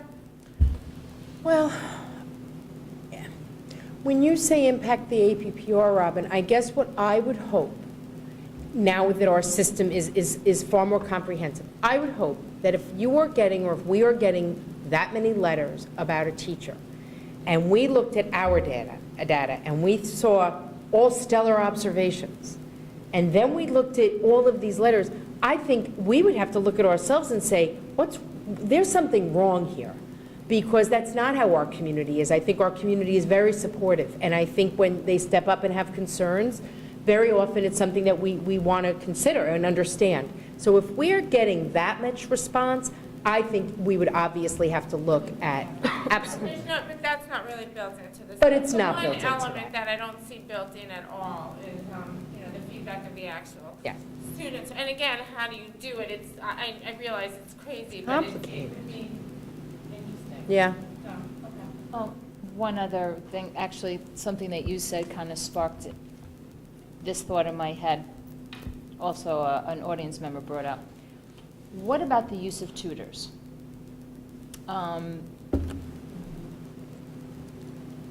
There seems to be a certain trend with the use of tutors with certain personnel. So, how, are you being facetious? No, nobody tells So- me these things. How do you evaluate that when you don't know? Yeah.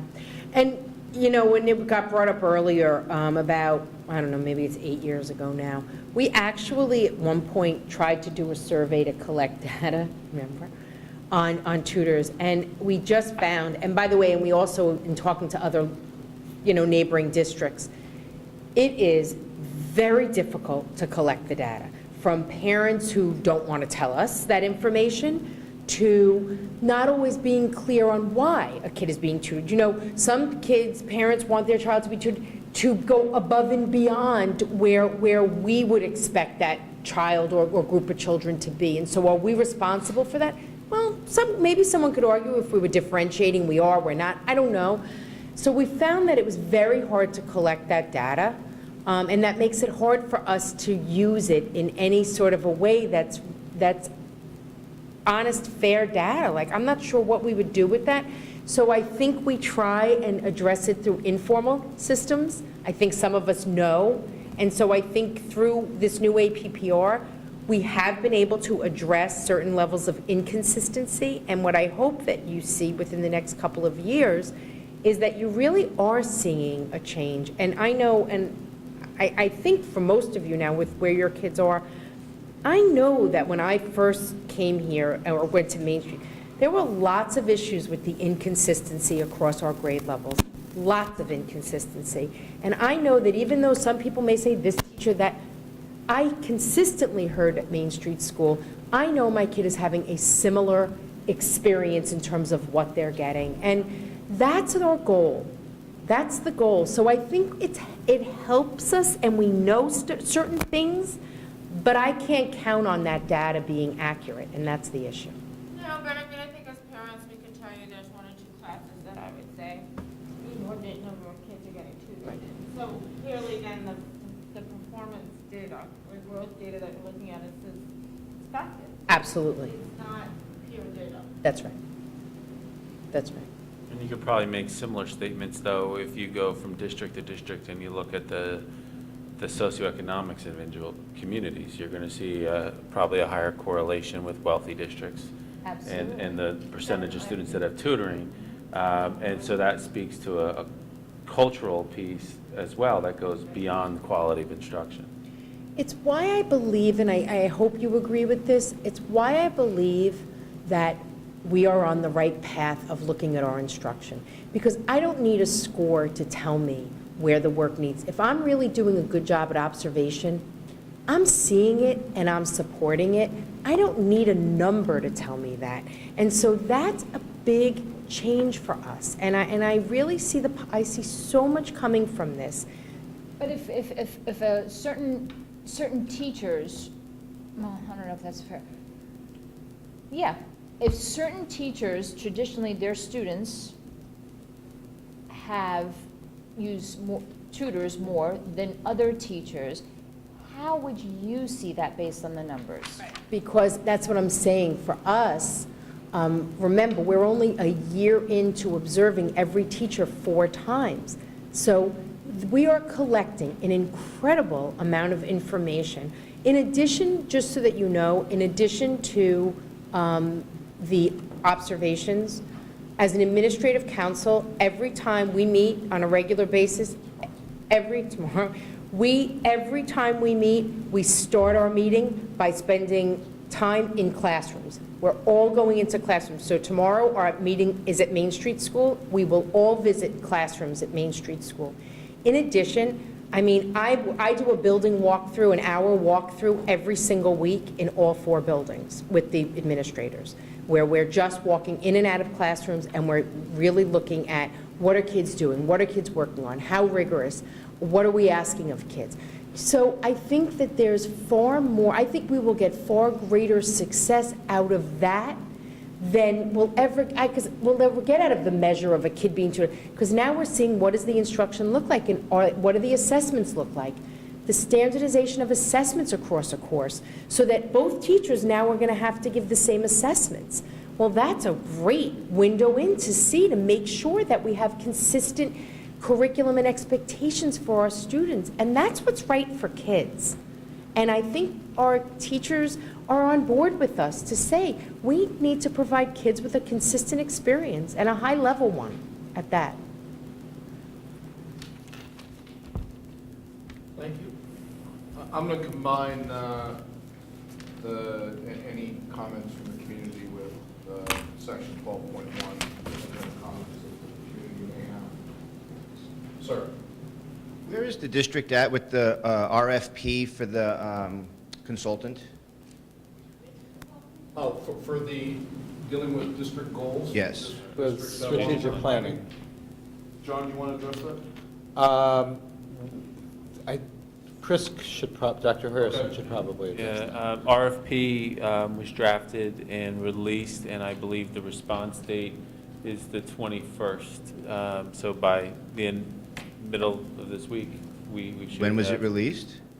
I'm sorry, When was it released? I believe it was last Friday. last week, last Friday. And you feel, and the district feels a week or 10 days is enough time to get sufficient people, I mean, to put together a proposal for a study like that? I mean, you're really biasing the company that's already developed the whole proposal versus another company that has to start from scratch. It seems to me that 10 days is really biasing that particular company, which, is that the same company that helped the district find Dr. Harrison? Their affiliates. Their affiliates. I really find it as a conflict of interest, at minimum, if not corruption, to even consider a bid from that company. There's a direct, Dr. Harrison has a direct link to these people. They recommended him being hired, him recommending them. Yeah, I got to correct you there, Richard. They didn't recommend Dr. Harrison being hired at all. The board chose not only the applicants, but the ultimate hire of the superintendent. So then I'm sorry, I had a previous question where I asked, was this company related to the one that suggested Dr. Harrison or came up with the list of names? And you said, yes. They're affiliated companies. There was subsequent to, my understanding is subsequent to us using Hazard Young and TIA, as a search firm when we were going out to look for a superintendent. They subsequently merged or were acquired by this other company. That was all subsequently done to when we used Hazard Young and Mattia as our search consultant.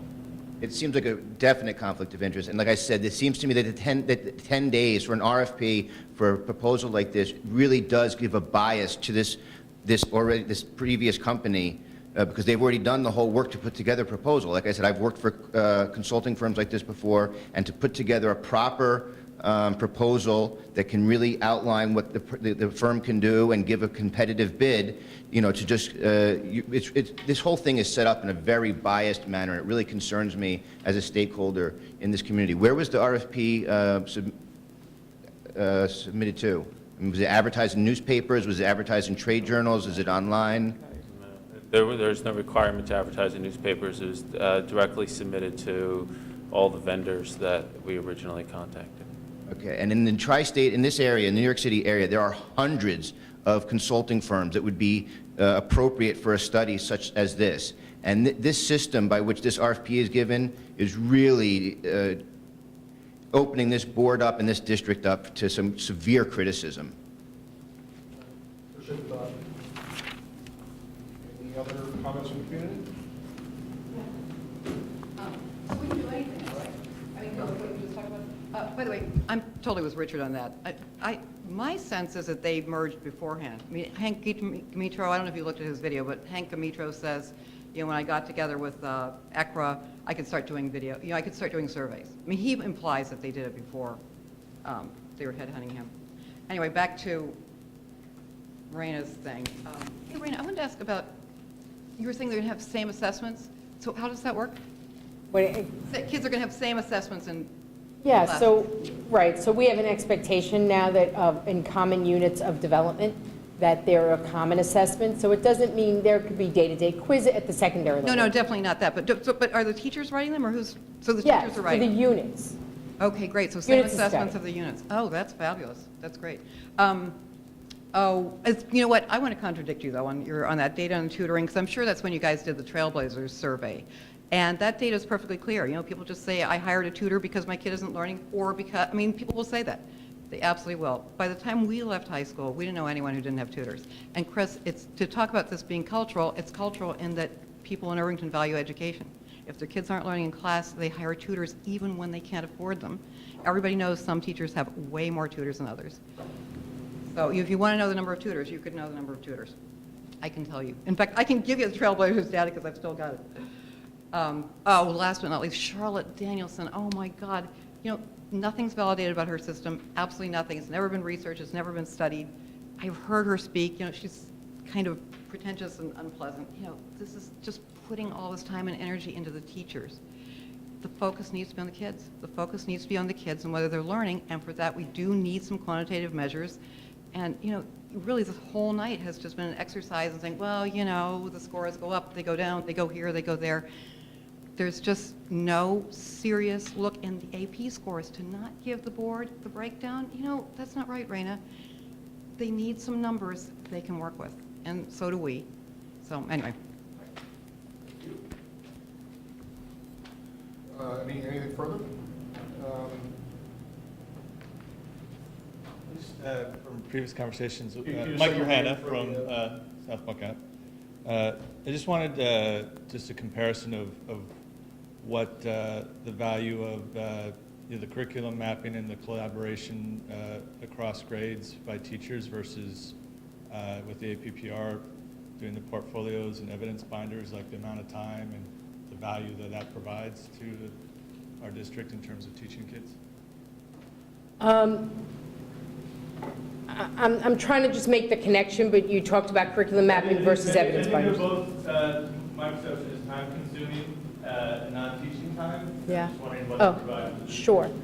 One of the things that I think, when I look at some of the strengths that we've been able to recognize over these last couple of years, I refer to some of the consistencies across the grades, has really been the time the teachers have to talk and the time the teachers have for the professional learning experiences. I mean, I think we know when we look at other countries, You know, certainly there are environments where it's just part of the teaching day, where there's time built in. And that's generally not the case, certainly not the case in Irvington.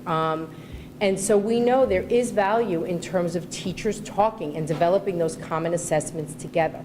Some of it is an investment, I would call it. So the curriculum mapping piece for me, and for us, I would say, is an investment. Once we have this baseline, it shouldn't be continuously time-consuming. It should just be a way of life, that's where our curriculum sits. I make fun, I say to the teachers, if we all won the lottery tomorrow, we need to make sure that whole new set of teachers coming in knows what we expect kids to know and be able to do and what you need to do as a teacher. So the curriculum mapping is this baseline that we're creating. The other work, I think, is the yearly work. So if I could give you an example. One of the things that we've started to do this year with our mathematics at the elementary level is at the end of every unit, we give the same unit assessment, and the teachers sit and they analyze the data. They analyze the questions, and they analyze how our kids did. And they look to see if all the kids did well on a certain question, then that tells us that kids are learning, that we're teaching it, and kids are learning it. If we see that some kids aren't getting it, well, that informs us as well. So I guess what we're trying to do is use that common time together, ultimately to be able to have that professional dialogue and make sure that we're providing the students with the opportunity for the teaching and learning that we know that they need. So. Yeah, so then I just want to tie that, both of what we're learning with APPR and then what's happening with Common Core, which is all, I guess, what I'm seeing, proper process. It seems like a lot of time. How does that quantify in terms of the amount of time that you're spending? I mean, I really appreciate what I'm learning about what's happening, as I've mentioned before, with the collaboration with the teachers and the development of the curriculum. Is the time the teachers are spending doing these evidence and whatnot, is that helping or just taking up time? I think if you were to survey the teachers, I think they would say it's helping. Does it add stress that it's taking as much time as it? Absolutely. Our teachers are under a lot of stress right now with some of these new changes.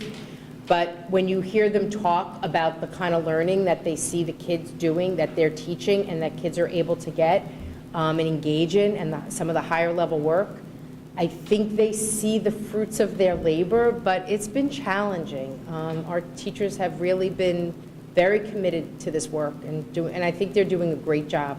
So the evidence binders are, every teacher has to put together an evidence binder? And how are those used? So it informs the end-of-year evaluation. So what we hope happens over time is that the teachers are creating their evidence binders over the course of the year, like as they begin to see, well, what's the kind of thing I can put in? I did this lesson, this is a really good example, I'm just going to stick it into my binder versus spending, 6 hours in June trying to make a binder. But how is that, still don't know, what happens once the end of the year comes? Right, so when the teacher comes to their end-of-year evaluation meeting, they come with their binder. And they actually talk through, again, we go back to the domains, and they talk through their process for planning and preparation. One of the components is assessment.